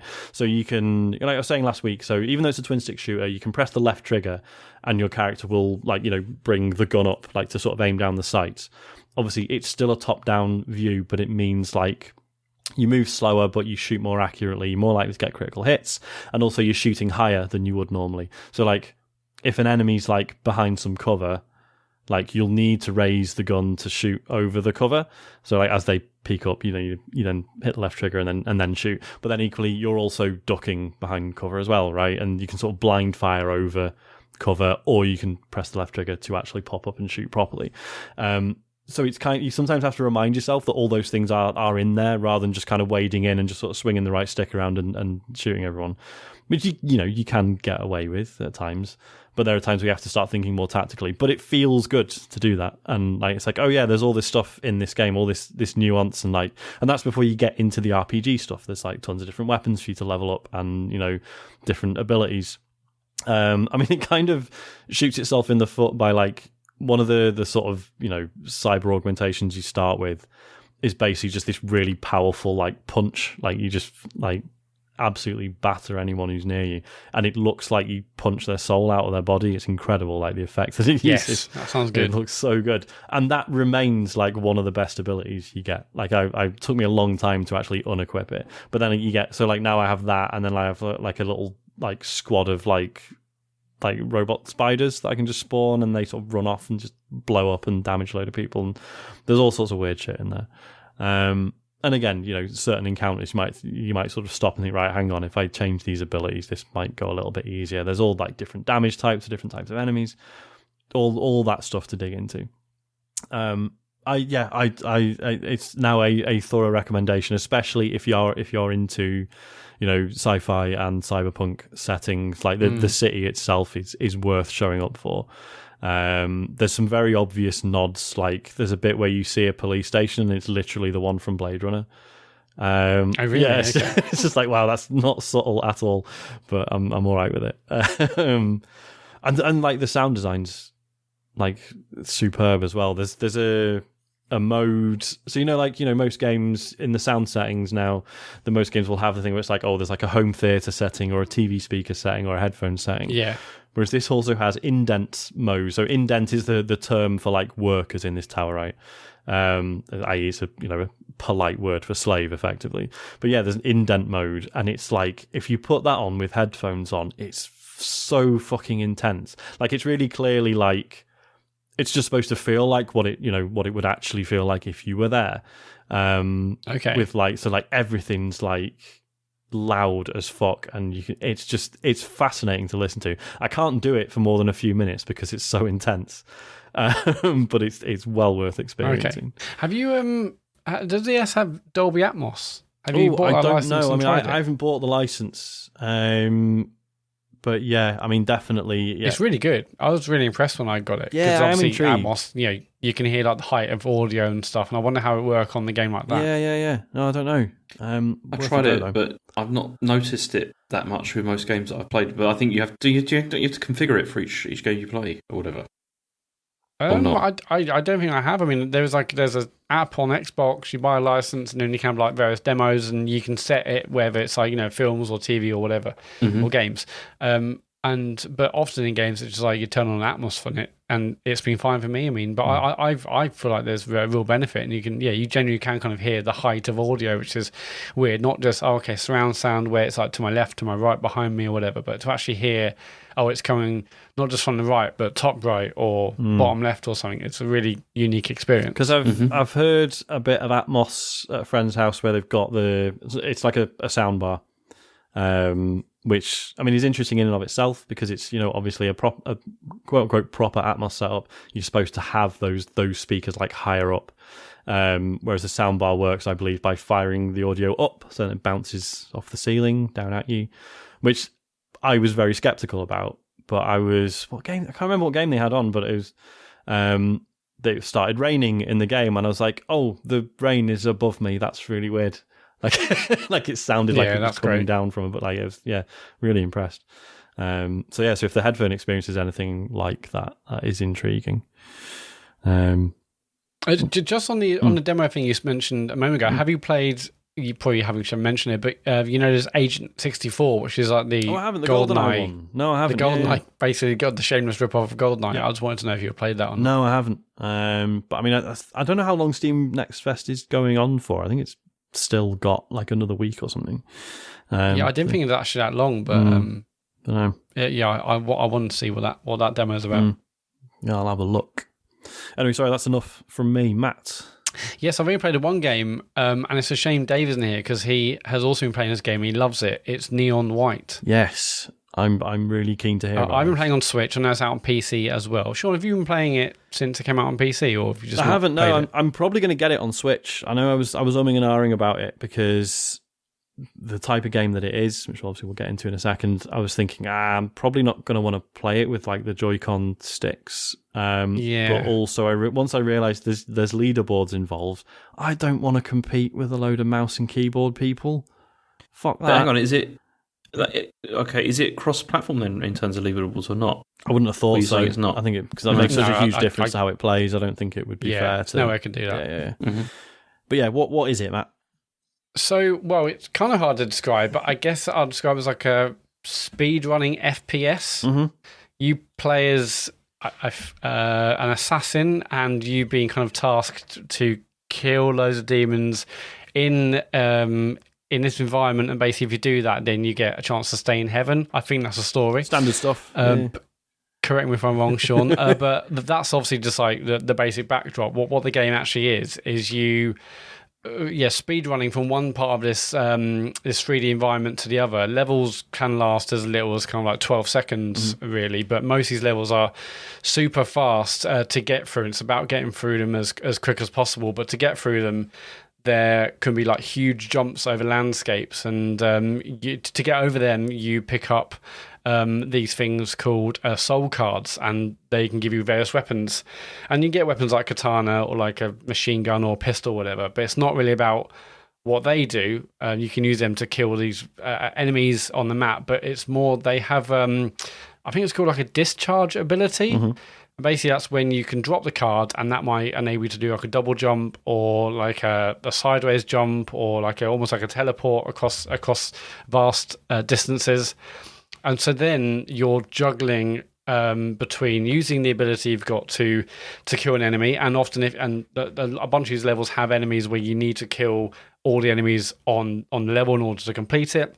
So you're juggling between the actual ability of these cards using a machine gun, then discharging them at the right point to give yourself a double jump to reach the next part of the level, and then basically using a combination of them two to get through as fast as possible. And it's so exhilarating to try and get through his levels as fast as possible. The first few levels are pretty basic. You can basically almost like see the exit, see the end point. But then, I'm not far in it at all. I'm like only like 4 hours in, and I've been taking a lot of time to kind of go back through previous levels, and I'll explain why in a minute. But even in like the levels I've seen, that there's a lot of verticality, and so at the start of the level you don't really know where the levels are going. You're basically just kind of racing through and trying to kind of feel your way through these levels, be that either by killing enemies or just trying to work out where the next jump is going to take you, essentially. And I'm finding that I'm basically doing a bunch of levels a bunch of different times. First couple of goes, I'll see if I can get through to the end. Then maybe I'll do another couple of goes to try and improve my time. There's like various grades. There's like bronze, silver, gold, and an ace, I think is the top one. And these again all on leaderboards. By completing levels at various times, you get different abilities. I think if you complete one on and get a bronze medal, then you get access to like hints to show you like the ultimate route through a level. Oh, that's really smart. Another level, if you get it for like silver or gold, you unlock your ghost from your previous run. There's also like the amount of times you play a level, you get, I can't remember what its meter's called, but you basically get like a bit of like experience for each of these levels up to level 4. And if you get say like a gold or an ace level, ace medal, then you'll like whiz through to like level 1, level 2, level 3. And once you get to level 4 on each level, which again takes no more than like 2, 3, 4 goes of a level, depending on how good you are, then you get access to the global leaderboard. So even the global leaderboards aren't unlocked immediately on each level. It's just like the more you play it, then you get a chance to see how everyone else done. Obviously, you can see how your friends are doing. And I can see how Dave is ahead of me in every single level, but it's not about that. As well as that, and so I've seen this. I've seen a trailer on various directs, and I was like, "Yeah, this looks fantastic! Great trailer, looks really interesting. You know, shooting enemies, racing through levels, that's cool." But what I hadn't really looked any more about the game, and what I hadn't anticipated is that there's a whole kind of relationship kind of thing that happens in addition to this. All right. So I did the first few levels, and then suddenly you're presented with like a map of areas to go in this location you're in, and basically you can go to like church to talk to someone. You can go to a bar to talk to other assassins, because you are playing as Neon White, and then there's people like Neon Red, Neon Orange, Neon Violet, or whatever. There's other characters basically who are all competing, and you're competing too, to kill all these demons within 10 days. And if you get everyone done in 10 days, the idea is you get to stay in heaven for another year until the next competition. So in between levels, you're then going back to these locations, talking to the other neons, the other characters. You're getting to know them a bit more. Within each level is also gifts, and if you collect that gift, you can then give that to one of the other. Did you say gifts or gifts? Gifts. James Farley T. gifts. That's what I was going to say. You're not in this game. I thought it was going to have memes. You know, like. So yeah, it's gifts, prizes, and each of these levels, and you can, if you pick them up in a level, you can then give them to the other neons during your conversations, and those unlock side missions, extra dialogue, other things. So again, if you want to progress your relationship with certain other assassins that you talk to during the course of the game, you can do that by giving them gifts and whatnot. But no, I was not anticipating that side of the game whatsoever. There's loads of dialogue. It's incredibly anime. It makes kind of like real life references to things. I wasn't expecting that side of the game at all, but it's really refreshing, I think. Sorry, James. When I saw this, okay, Sean, I'm probably completely wrong with this, but it reminds me a lot visually of Paradise Killer. Yes. Is that right? 100%. Or am I wrong? Yeah, no, totally. Very similar. Because it really looks very similar sort of vibe as well to it. Yeah, totally. Yeah, like the writing's quite sharp. It's quite funny. So in heaven, everyone, you have always like other assassins, and you have these other kind of these other characters. I can't remember what they're called, but basically there's like these, I think they're like spirits or something. But each of the neons in this location sees their own spirit in the way they see them. Right. So Neon White, the character you play, all the other kind of NPCs, not the neons, these other people in like the various locations, you see them as like basically anime cats. Right. And this other dude kind of walked in and said, "Oh wow, John Cena's here," because that neon must see that person or all the other people as John Cena. Yeah. So it makes some kind of funny real world references to that kind of stuff, which cool. I think is quite interesting. I'm only quite early in, but I'm sure I'm excited to see where it goes. How much have you played? Oh, Sean? No, I haven't played any. No, I'm okay, but you played. Do you not play a demo or something before? No, I meant to, but yeah, I just never got around to it. So, it was one of those. It was like, I'm probably definitely buying it anyway, so it wasn't.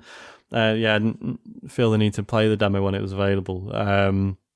But yeah, so I've having heard about like your experiences with it, and so are you playing on Switch? Yeah, I am playing on Switch. Yeah, cool. Yeah. So I mean, yeah, for that reason alone, like you and Dave are playing on Switch, so I'm just gonna get the Switch version. I couldn't decide which version to get. But I think, playing with the Pro controller or James, the Hori Split Pad Pro, it's great. It's a great controller. I'm sure it is. It just looks horrific. Yeah, it's so good. Feels great in the hands. So yeah, I think I'll be absolutely fine on the Switch. Yeah, it's definitely fun finishing a level, seeing the leaderboard, seeing Dave ahead of me or whatever, and I'm like, kind of, I'll play this level a few more times to try and get close. Yeah. And well, I think because that's partly what interests me, because I've never had you or Dave down as like speedrunners, whereas you both seem definitely to. They are. They're always playing that. Like what was that? The motorbike one. I've forgotten. Trials. Oh, Trials, that's true. It's really similar to that. Yeah, they love those. Like, there's always that whole thing. I mean, Ollie Ollie World is the same as well. That's true. It's that sort of like, you're getting through and to try and beat your scores and everything. Yeah. But no, so playing on Switch hasn't been that easy, and I can definitely see how this game would be another level if you're playing with mouse and keyboard. Yeah. Like, there's a lot of kind of quick movement, and it's about kind of pinpoint accuracy, which frankly the Switch Joy-Con just don't allow you to do. I mean, I've played most of this handheld. Dave has said it's basically impossible handheld. I played a bit today finally on the TV with a Pro Controller, and it is miles better.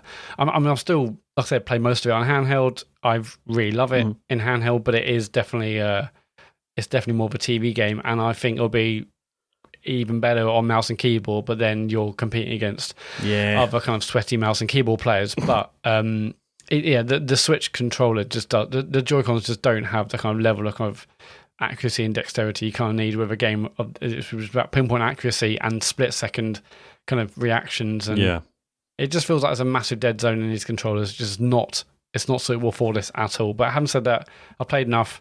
I've got top scores on a bunch of these levels, and so it's good enough, but it's not where it could be. Let's just say that. Yeah, sure. But no, like it's incredibly anime, the way like the characters talk to each other, which I think is fun and enjoyable. All the characters that you speak to, the various other neons, they all have like their own kind of various idiosyncrasies and kind of various styles, which I think is interesting. I've given like a bunch of gifts to all of them to see where that leads me. And yeah, it's just immensely fun so far. I mean, I've flip-flopped between just playing the level and maybe getting the gift and then moving on. And then I've kind of, oh no, actually, I'm going to go back and get all the gifts from all the first set of levels. So yeah, as I said, basically you have like 10 days to do all this stuff in, and like the first day is like 10 levels. I believe it might be 10 levels for the second one. I've got the impression that actually some of these changed. There's not literally like 100 levels. I've got the impression actually that one of the days might be way shorter. I think I heard on another podcast. Okay. So, but having said that, I still still feels like there's an absolute shed load of content in this game. Cool. And yeah, if you like, it's feels like part visual novel, part kind of relationship game, obviously speed running and fast action, kind of FPS action, and the music is absolutely fantastic. Really, really good music, whether you're in the game itself or whether you're just literally on the menu. It's really great music, and yeah, the action, when you nail it, when you nail like a shortcut, or when you successfully combine like a jump or switching from one weapon to the other, and you discharge this card which enables you to double jump higher, and then you fire off 4 rounds to kill the 4 demons, and then jump somewhere else to get an amazing time. It feels amazing when you properly nail it. This is definitely kind of flow state gaming.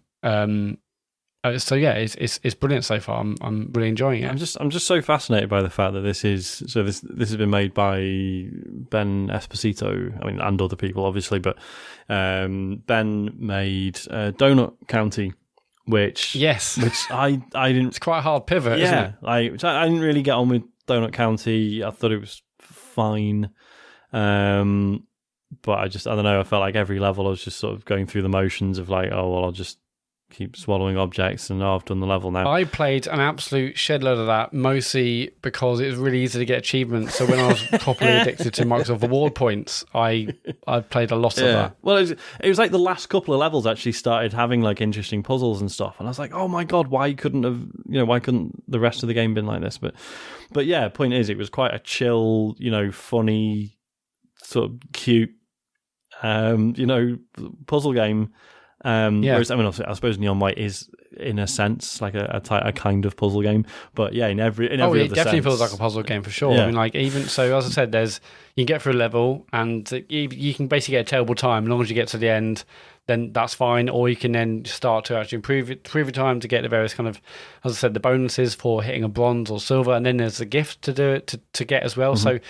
All of them feel like puzzles in itself. Yeah. Really. In the first few, you're just trying to feel your way through. But your level design as well needs to be commended. It's really, really good. It's one of those ones where you feel like, I feel like this is probably the right direction, and in the end, no, it is the right direction to go in, because the game's funneled you in a certain way, or just like naturally you feel like once I've hit that bit, I want to turn around and go up there, and you find, oh no, that is definitely the way to go. So level design so far, and again, I'm only in the early stages of the game. I know Dave's done way more than I have, so I'm excited to hear more about what he's played next week. But no, it's really good, and yeah, all the other relationship stuff I just didn't know was a part of the game. So that stuff I'm enjoying just as much as the kind of frenetic speedrunning action. Yeah, cool. No, I'll definitely get it bought. James, you should play this, James. I know it's got cards in, James, but you should play it. Yeah. They're not really cards, though, are they? No, they're basically weapons. Then why do they have to be cards? Why can't they just be anything else? It's just a way to visually represent it. They're just weapon switching, basically. Well, then represent it that way. It doesn't have to be cards. You need something on screen because also you can collect kind of multiple of the same card. So stop saying cards or slash ability or slash weapon. All right, James, fine. If you had to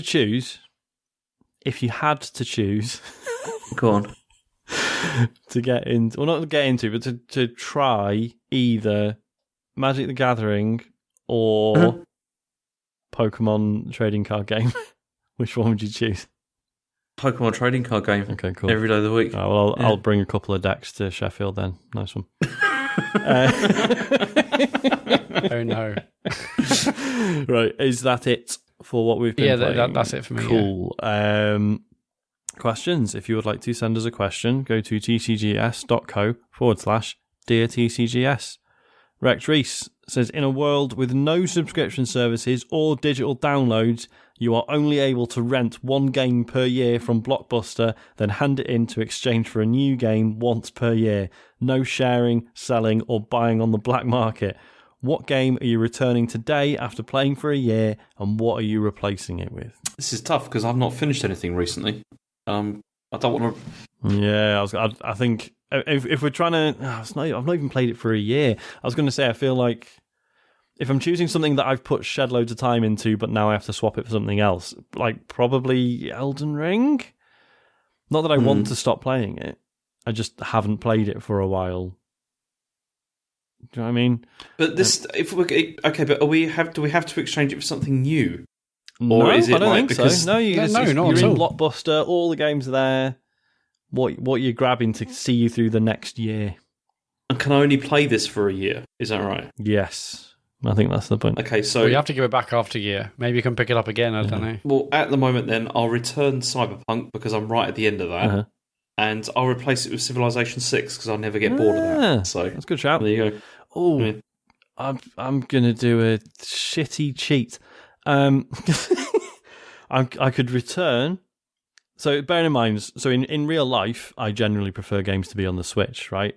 But but this isn't actually Desert Island Discs, is it? This is still in the normal.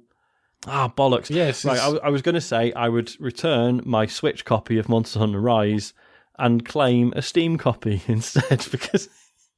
The Steam copies. That's going against the spirit of the game of the question, Sean. I think the point I'm making is that if it was just me playing on my own with no chance of playing with other people, I would probably switch over to the PC version. I'd be happy to start again because, let's face it, it's the better version of the game. But I can't play it on the toilet. So, and everyone I know who plays the game plays on Switch. So yeah, no, that's just a bad. You have to buy a Steam Deck, and then you can play it on the toilet. Oh God, that's true. Can I have a Steam Deck, Reese? I mean, I don't mean you don't have to buy me one. I'm saying for the sake of this question, am I allowed a Steam Deck? God, that'd be perfect. Blockbuster used to rent hardware, didn't they? God, yeah, you used to be able to rent a console. Hardware. Yeah. My God, it seems insane. Surely rent a mega CD. And, I mean, I say it seems insane. I guess, yeah. Obviously, if it received any damage whatsoever, I'm sure you had to pay full whack for it. But yeah, I mean, one of these games for me is Destiny 2 because you'll be able to have a whole year of content easy. 100%. Like there's no risk there whatsoever. Yeah. So I'll let's say I'm returning Destiny 2 today, and what? Yeah, you're getting Sonic Origins, a year. Do you know I probably could I probably could play for a year if it was the only thing I had to play. Which sounds like a backhanded compliment, but I still see stuff about Genshin Impact all the time, and I just think I had a really good time playing that. Why did I stop? And then I load it up on my phone, and I'm just like, this isn't the best experience actually. I remember now. And then it's like, I could play it on PC, and then it's like 130 gig download or something. And I just want it on the Xbox. Why won't they just put it on the Xbox? It is annoying when that happens, isn't it? Yeah, and it feels like this huge, genuinely generous seeming free to play game that I've never felt like I've had to spend any money in, and I feel like I've got plenty out of it. That's just kind of sitting there and is ever expanding, and you know, some people seem to be really into it. Well, and it's coming to Switch soon. Is it? Yeah. Is it definitely? Because hasn't that been like on the cards for years and they've just never talked about it? Don't mention cards around, James. Oh, that's true. Sorry. According to Wikipedia, it says the game is also set for release on Nintendo Switch. Oh, Wikipedia. Well, that's definitely because it's out on PS5. It's not a Jeff Grubb fact, but I'll take it. Yeah, so apparently it's technically been in development, but it's just never. They haven't talked about it for a long time, apparently. Well, if I could connect my existing account with that, then that would be well worth doing. So I played a fair bit of that, and then just stopped for, you know, I was most playing on phone. Yeah. But I was still kind of logging in daily for a fair amount of time, just to like collect the daily currency in case I ever came back and kind of played it. Because it's a great game. It looked gorgeous. It was like fun to play. It was kind of, you know, doing enough to keep me hooked for a period, and I just fell off it for whatever reason. But yeah, I would love to see it on Switch, or could be on PlayStation, I guess. But I think under time there was like an issue, as I said last week, with like connecting my accounts or doing like cross platform stuff. So I stopped. But because isn't it? Yeah, so you still can't do cross platform with the PlayStation, right? It's only PC and mobile. I haven't looked into it for a while. I mean, that was the case ages ago. So I just stuck with. It was basically iOS and PC, and PlayStation could not meet. But maybe they've changed it since. Yeah. Who knows? I mean, so I'm definitely going to give in Destiny 2. And I mean, I could just play Rocket League for an entire year, and I wouldn't get bored, I don't think. So I'll choose Rocket League. Fair dues. That's it. If I won game, I'll just get really good at that. James, did you choose any, or did you? I can't remember. Yeah, I did. I said Civilization 6. Cool. Tom S. So Thomas has sent us 2 questions. I'll just read them both out and then we'll just have at it. It says, listening to your review of Mario Strikers this week got me wondering, how often do your roles as podcasters cost you money because of the need to play games on release? It sounds like James and David took a financial hit to save Matt and also many listeners. A follow-up/alternative question, what purchase or action do you most regret doing that is a direct result of being a TCGS member and you would not have done otherwise? I mean, it'd be easy to say Sonic Origins now, wouldn't it? God, yeah. But I didn't do it for the show. It was just a moment of madness. For the show. That was just, yeah. I think it's more than stuff I've bought. It's when, like, we've had, like, an email about, you know, from PR saying, oh, this game's out and, you know, let us know if you want codes, and it looks cool, and then you play it and it's shit.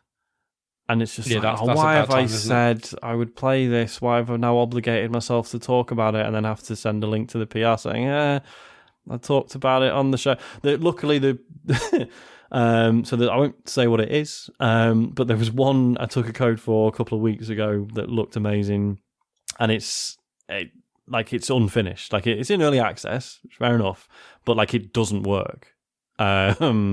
So I'm kind of like that feels like a good enough excuse to like not cover it now. Do you know what I mean? Like, so well, I can if you really want me to. But I'm just going to say it's broken and no one should go near it yet. Yeah, probably. I'm sure they'll probably appreciate that. Yeah, sure they'd love that.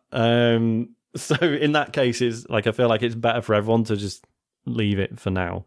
But yeah, there are others where it's like, oh no, why have I done this? Yeah, this happens most weeks. I mean, if there's like a game where either everyone's playing it and I feel like, okay, we should have an opinion, we should talk about it, then yeah, I've bought loads of games because of that. And, you know, most obviously I'm not going to be buying shit games, even if it is the big game of the week. I mean, I did buy Mario Strikers, and then thankfully I hadn't opened it, and then when I heard more, I took it back. But if I bought it because I was going to play it on that one particular Friday, and if I wasn't busy on that Friday, I would have just played it and then regretted it. So thankfully I got busy and I didn't bother. But no, it happens all the time. I mean, like Neon White, it looked great. But I guess if it wasn't for the podcast, I don't know, maybe I wouldn't. Maybe I would have waited a couple of weeks. But I was like, it's a big game of the week. I wouldn't say new for my Switch. And yeah, I bought it because I wanted to talk about it on the show. So it happens all the time. I mean, I've also stopped talking to. I've also stopped kind of even bothering to request codes anymore.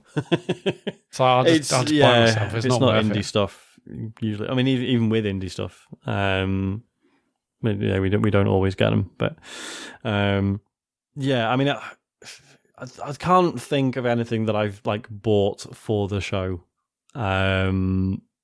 like I'm quite impulsive when it comes to spending anyway. So I don't think I need the excuse of the show to be like, oh no, I'm going to buy this game that might not even be good. Like there's plenty of games I've bought and probably didn't need to, but that's not the show's fault. I don't think. That's a you problem. That's a me problem. Yeah.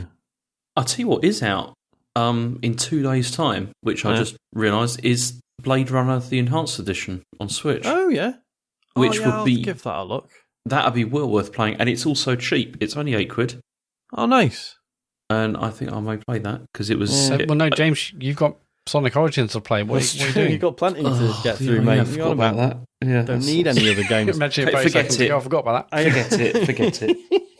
So I'll tell you, one that's in my future. I would imagine. So we talked the other week about the Knights of the Old Republic 2 port to Switch, which is going. I don't think it does yet, but it's going to include basically it's going to like patch in the sort of unfinished ending and sort of restore that, which is really cool. And like we talked about it quite a bit on the show, and I was saying how cool it is that they've done that and why it's interesting, etc., etc. And now I sort of feel like I should buy it and play it and talk about it, but you've got to follow through now, haven't you? Well, this is it, and it's a massive BioWare RPG. I'm not gonna fucking. You got the time? Not gonna finish that. Oh yeah, I'll just play this massive RPG from fucking 20 years ago. That's never gonna happen. But I'll at some point I'll see it and be like, oh yeah, I should buy that. It'd be really cool to play that actually, and then never touch it.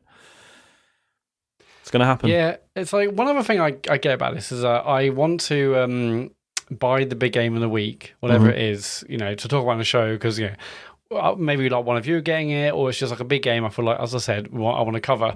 But then I'm like, well, there's a big game next week as well, and so often I'm like, okay, well I play the game for the episode and I just don't go back to it because I'm on the treadmill and I've got like the next game to play for next week. Yeah.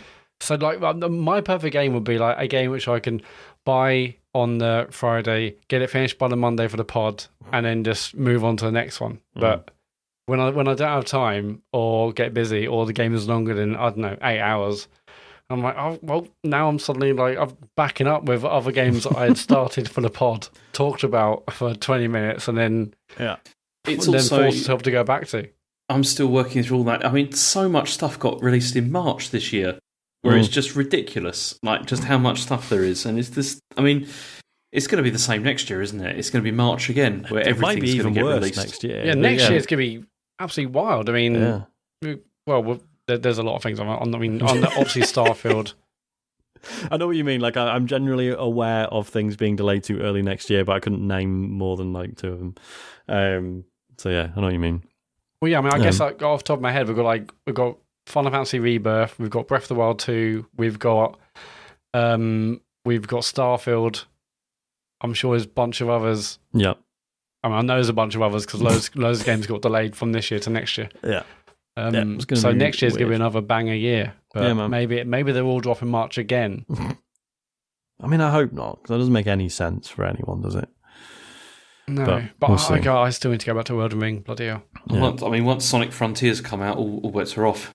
Good point. What year is that? This year or next year? Supposedly this year, yeah. Okay. Oh, fuck. Yeah. Wow, okay. Well, unless that petition from the fans to get the development time extended wins. What was the second part of that question? What do you regret doing the most as a direct result of being a TCGS member? I mean, there's at least one thing every week I do on this podcast. Same here. So name really? one.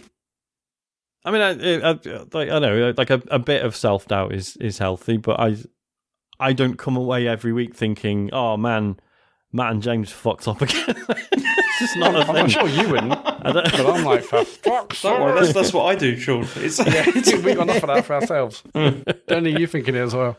Yeah, I mean, I've mentioned this before, but like, I probably wouldn't have like a good PC if it wasn't for doing the show. I wouldn't call it a regret, but it's definitely a thing that is only in my life because of doing the show and like the streams and stuff, which I do enjoy. It's not like it doesn't feel like a huge imposition or anything. Like like Matt and I both sort of enjoy like prattling on about streaming tech and stuff. but I could not justify its presence or its cost if it wasn't for doing that stuff. Because I do want a Steam Deck, but it's ridiculous to buy a Steam Deck when I've already got a good I've been PC, thinking about it recently. And I had the email to buy one, but Did you?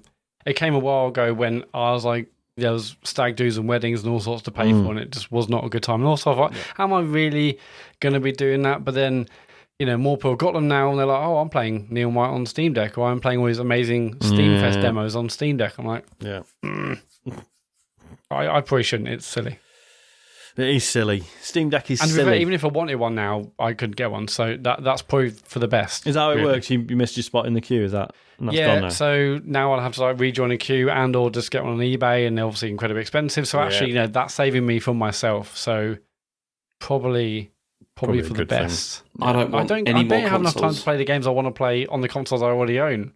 Am I really going to be buying another one? That's the thing. Ridiculous. I don't want any more consoles. No more now. I mean, I've already got about 50 Switches. I don't want any more because it's just like it is. It's just this is ridiculous, isn't it? Like saying you feel stressed because there's so many games coming out. I hate having so many expensive luxury consumer electronics. It's insane, isn't it? Saying that it doesn't make any sense. But it's just I like to try and limit it so there's not so much stuff. Well, it's that the things you own end up owning you thing, isn't it? It's when you get so into a hobby or whatever that actually you realise it just at times begins to feel like an obligation if you're not careful. It becomes work, doesn't it? Which is not good. Yeah, but I mean, I think we do pretty well with this show, not not like killing ourselves. Obviously we try and play new stuff every week, but there are weeks where we just haven't, and that's fine. But yeah. But you saying, you probably wouldn't have done it without a podcast. I think I probably would still have the same stuff if it wasn't podcasting, because that's just in my nature. Well, because you sort of inherently love tech more than possibly the rest of us, right? So I probably would just do whatever it took to get the same setup, even if, I'm not streaming now, I haven't streamed for ages, but I've still got all this stuff primarily bought for streaming, but also it's just fun to do it all and get it all, and I don't know. I'll probably still be the same, even if I was not podcasting. Yeah, and I've said before, I have all this stuff for the show, but it's not like I didn't relish having the excuse. I do enjoy. All but this plus, stuff. how you are actually killing it with your kind of work Zoom meetings now. Well, I mean, yes, but it's annoying because the organisation I work for, which I cannot discuss because it's top secret. Most people are a little bit older, and they all just use their laptops with their webcams that they've never even cleaned the lens on it, and they all look pretty bad. And then I show up to a Teams meeting with my full streaming kit because I might as well. It's all here, right? So just a few USB wires into the work laptop, and away we go.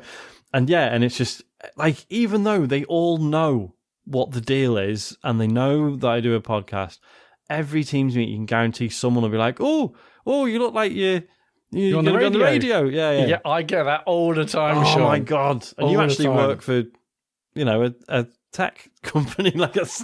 Yeah. Well, if we're meeting with other people, not from. Is it right? This is like external team, partners, because they know what a nerd I am. But it's like if you have a call with obviously anyone external, is that you on the radio? Or are you a YouTuber? No, I just do a podcast. Let's move on. And it's always when you say to people who don't, who aren't sort of in our world, when you say you do a podcast, there's there's that, that all they're hearing is oh, you've got a little hobby, it's got 10 listeners, that must be nice for you, it's just not like we earn a living doing this, but you want to be no, actually, we do quite well on Patreon, thank you. But please go. And if you've got Amazon Prime, you've got Twitch Prime. It's true. Gaming. It's true. But if you can't, I try and just not mention it and move on. Yeah. There's no point sort of getting into that stuff without sounding you can't do it without sounding weird. Absolutely. So I just never say anything. Do you know what? I'm selective about who I tell at work about it. I'm less bothered now than I used to be because I think they all know I'm a nerd. There's no hiding that at this point. So, but how does that come up in conversation? Literally just when, so there's been a couple of things. So obviously there's the way I look in Teams meetings and stuff, and I've got, they can see that I've got the whole setup and everything. Mm-hmm. And then also like I shot a load of video stuff for work, and like recorded a bunch of stuff like interviews and stuff. And I was like saying to people like, okay, so this is what I want to do. Like I want to go out, do all these interviews, like, I think it'll be really useful. And there was this kind of sense that everyone was like, oh, right, why, well, that's not your job. Why would you possibly suggest that you could do that? How do you know about this? Exactly. Stuff? So then I'd sort of dig into be like, right, okay, so I do actually do a podcast, and like, I do live video stuff, and it's not a living, but it's semi-professional, and so yeah, without sort of giving anyone enough to actually go and find any of it, I'd sort of explain that it's kind of a thing I do on the side. So yeah, one of the things you said, Sean, I think it helped me a lot coming to terms with all this, as well as that kind of thing of like how what we do is kind of impenetrable to people that don't really, don't know this at all, and so it's which is, that always makes me feel better. Yeah, they literally wouldn't understand it. It's fine. Well, James, I know you didn't mention it previously when you were kind of like teaching for obvious reasons, but you still don't mention it now? No. Well, it doubly so now. It wouldn't. No one would care. It's mostly because no one would care. So it's okay. So it's not So it's not an issue of like one of your students coming up to you and going, "Oh, listen to your podcast." It's just you're in a place now where just no one would be bothered. And I like to keep, I don't know. I just don't really want to talk about it. It's just a different thing, isn't it? All right. Yeah, I guess you wouldn't want one of your co-workers to start using the thumbs up gif. Oh, imagine if you just walked into work one day and someone just did that at you. That's a nightmare waiting to happen, isn't it? Yeah, on Teams. They're like, look at this. I might have said it as my background on Teams. Let's move on. Lee Davis says, hey gents, I'm coming to the TCGSCON in Sheffield, and it's the first time I've been to an event like this. I'm wondering if there are any social etiquette things I should be aware of. I'll add that I'm coming on my own. I think there are some people I follow on Twitter that will be there, so there might be some faces I recognise. Basically, I don't want to put my foot in it by being over familiar with people with people that I don't know and come away cringing so hard I turn inside out. I am genuinely looking forward to it though. I mean, off the top of my head, I think as long as you're aware of like not being over familiar with people, I think you'll be fine. Oh, Matt, are you going to do the name badge thing? Yeah, so I've ordered 250 like "Hello, my name is" stickers, and we'll get a bunch of Sharpies to make it a little bit easier for people. We're all meeting loads of people we don't know or have maybe spoken to every day on Twitter or Discord, but never actually kind of met in real life. So it's a way to break down some barriers, make people feel a bit more comfortable. So there'll be name badges. I guess we could have it like the Laser Quest section, but definitely they'll be there for the live show and kind of meet afterwards. So take a sticker, write your name down, and it's like, oh, look, it's you from Discord, and that in itself should help break down some barriers. Yeah, I'll tell you what. Tonight, Matthew, I'm going to be Colin Ross Wilson. That's what's. There's going to be a lot of them. There's going to be a lot of them. A lot of Colin Ross Wilson. But like don't ruin it, James. Come on. Everyone claiming to be Colin Ross Wilson. Yeah, so because obviously you put that name badge on. Feel free to put your real name on it, but if you want to stick, your Twitter handle or Discord name or whatever, if that's what people are going to know you by, that's not weird. That's absolutely fine. And that would be great for everyone. Obviously we've done a bunch of these kind of live shows at EGX and Rezzed, and we've done like meets afterwards, and me seeing like, oh no, it's you. I see you all the time in Discord or Twitter or Twitch chat. It's like that's helpful for everyone, not 100%. So not just us, not just other people coming, but everyone. And in terms of going on your own, there's a bunch of people going on their own. And loads of people go on their own to, again, other previous shows we've done or other meets, and then met people, and they've met the same people again and again over the years and become firm friends. So don't be anxious about that. I know it's kind of natural to feel anxious if you're coming on your own, but there'll be loads of people in the same boat, and everyone will have their name badges, and it'll be a bloody good time, because every time we've done this, we've had a great time, whether it's a live show or kind of after show kind of meet or drinks or whatever. And this time there'll be kind of consoles to play, and all sorts of stuff. And then we've got, obviously before that, we've got Laser Quest, and there's like indoor mini golf, there's like escape rooms, so plenty of kind of things to, yeah, man, break the ice. And I think like it's gonna be an amazing time. Can't wait. Always like you say, sort of the after show drinks. Like I always like beforehand, I always think like, oh, we should. I mean, this is going to sound like I'm fully up myself, but beforehand, I always think like, oh, we should probably like make sure that we sort of go around the room and like talk to everyone as if like I'm a fucking MP or something at a dinner. But then the reality of it is like, oh no, everyone's kind of settled, everyone's chatting with each other, no one's like expecting me to go around and like do the rounds and talk to them, like everyone's just having a nice time. So I imagine it'll be much the same. I've like come on, I've flip-flopped on that, although it's different this time because there's 150 people. It's not like before where like I was 30 people, 50 people, whatever. Yeah. It's fine. But like in some years I like kind of gone around everywhere and I felt great. Other years I've had one conversation that's lasted ages or just I don't know. But I've always felt better if I have just gone round. But then even like I have to go around, I'm like, hi, I'm Matt. I don't know. Yeah. I feel awkward doing that. Well, you won't have to do that because you'll have your name badge on. You've got your name tag on. I guess no. Yeah. I'm like, hey, it's me. I'm me. And then, But no, but with 150 people, it's going to be a lot of mingling. That's going to be really weird. I mean, and just to be clear, so we've got the bar until 3 a.m. Is that correct? Yes, that's when the venue closes. If we decide to go on that late. Well, I was going to say I'm going to be in bed well before that. And like not what 2:30? Because I won't be like I can stay up till 3 a.m. That's not a problem. I just my social batteries will have run out well before then.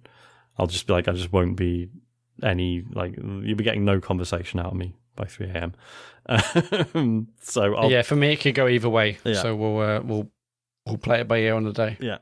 But don't worry about being overfamiliar. I'm sure everyone will be kind of anxious and you know. But everyone's just there to have a good time and meet good like-minded people as we all are, so it'll be good. Everyone, I'll say it to myself, try and relax, just try and enjoy it. I'm sure it'll be amazing. So yeah, I'll say that to you as well. James, we'll have to figure out, are we gonna be happy going back to the hotel separately, or do we have to go together at the end of the night? I don't know. Don't know what the rules are. It depends on how many Jaeger bombs I've had.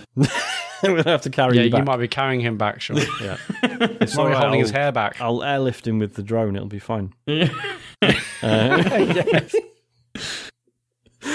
Right, last please one. do that. Maria Mendieta says, dear TCGS Coachella headliners, on some podcasts, hosts are known to cheekily play Switch during recording sessions to avoid having to resort to this. This podcast, probably. Yeah. To avoid having to resort to this while a co-host talks about a game, I propose going into your idle animation. What would be each of your idle animations? I know what mine would be. Yeah. It'd be me trying to put my glasses on. Oh, yeah. And then failing and just putting them back in your pocket. Yeah. That's my favourite thing about that GIF, is that you don't just misjudge it and then sort of laugh about it and then put them on. So you take a good, 4 seconds just kind of going like, ugh, what this hasn't worked. Just processing it. Great, I love it. Would mine be just busting out a yo-yo and doing one very mild trick and then putting it away again? I think that's probably it. That might be good.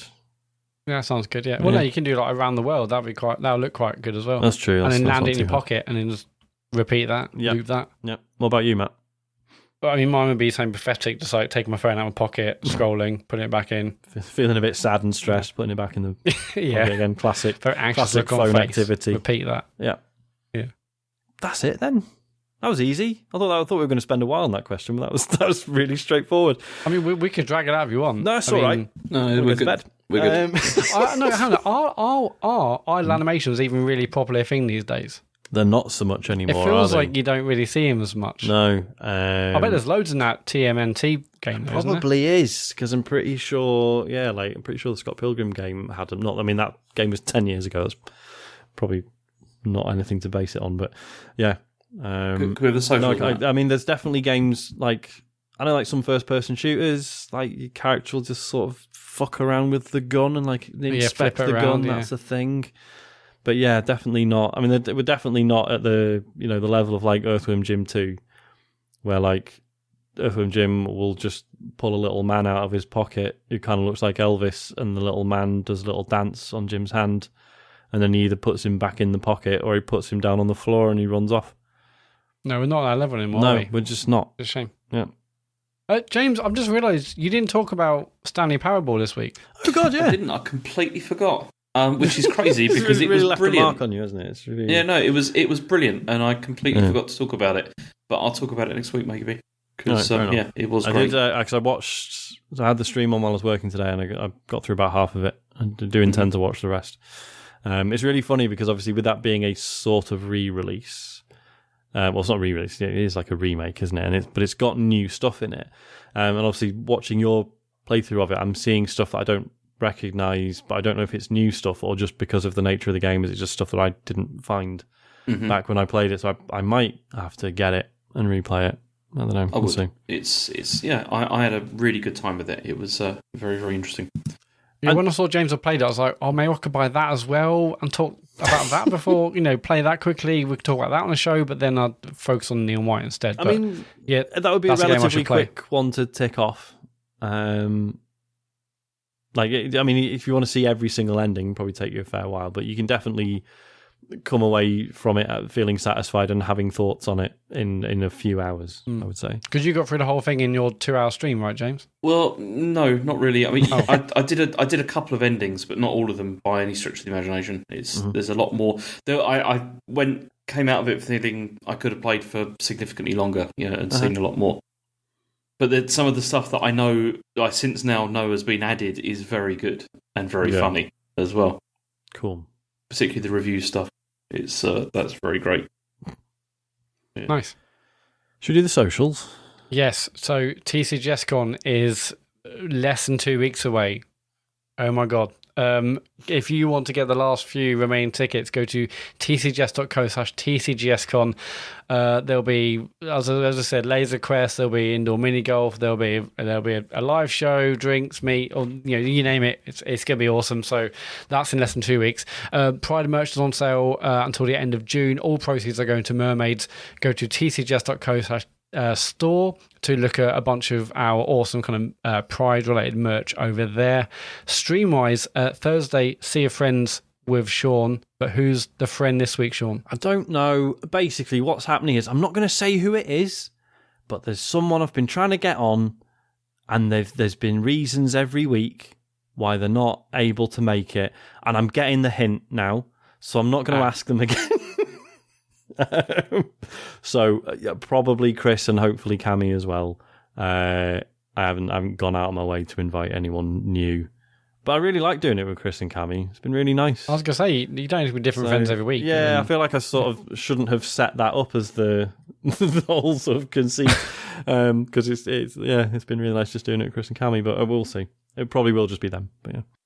Nice. That is Thursday, but on Friday, James is streaming something completely new. Oh, James is streaming The Quarry. I'm not. Oh my God.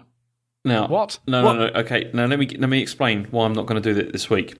This is like this is probably going to be a multi-part series because of the fact that it's And the thing is I thought if I start this Friday, next Friday we're not going to be here, and so it will kind of get lost.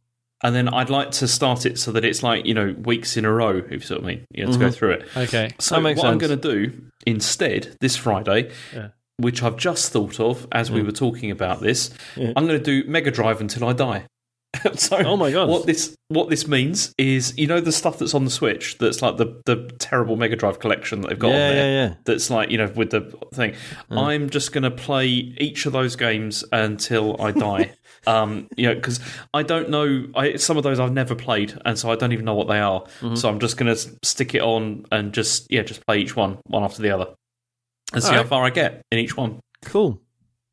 Superb. I'll look forward to that. They're both on twitch.tv/TCGSCO or just search for TCGS in the app or online. If you've got Amazon Prime, you've got Twitch Prime Gaming, you connect your Amazon account with a Twitch account. That means you've got a Twitch Prime account. With that, get 1 free sub a month, and we have massively appreciated all your subs over the last few days with Summer Game Fest. And if you want to continue doing that, then go over to our account and our page and do that. We really, really appreciate it. We do. Back on streaming though, this Sunday, if you're a patron supporter at the £8.50 and above tier, we're starting TCGS Le Tournoi.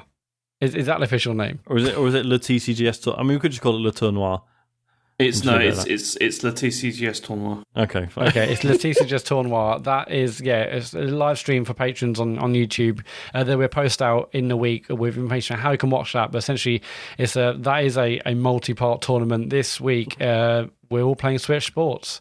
And James is going to work out how we earn points and it's going to be stuff like that. fine. It's going to make sense. The Patreon bonus show, absolutely fine. No problems whatsoever. The Patreon bonus show is out for later this week as well for £4.50 and above patrons. We're on Patreon, I've just mentioned. TCGSCO is the website for links to the store, TCGSCO, socials, podcasts, you name it. Amazing. Thank you so much for letting us be natural. Hopefully we're all back next week. Fingers crossed. If the week before the live show. Oh my god. That's terrifying. How is it so soon? I know. It does feel like it's kind of quite sneaked up, doesn't it? That's less than 2 weeks away. It really has. No, I am looking forward to it. It's going to be good. It's going to be exhausting. It's going to be good. I'm going down there next week for recce, for final kind of, bit of recon checks, and look forward to it. Yeah, man. Cool. Thanks, everyone. See you next week. Watch the streams and stuff. They're good. Sorry, I'm quite tired. They're great. Can you tell? Absolutely not. No, Just everyone. push through. We can do it. Bye. Bye.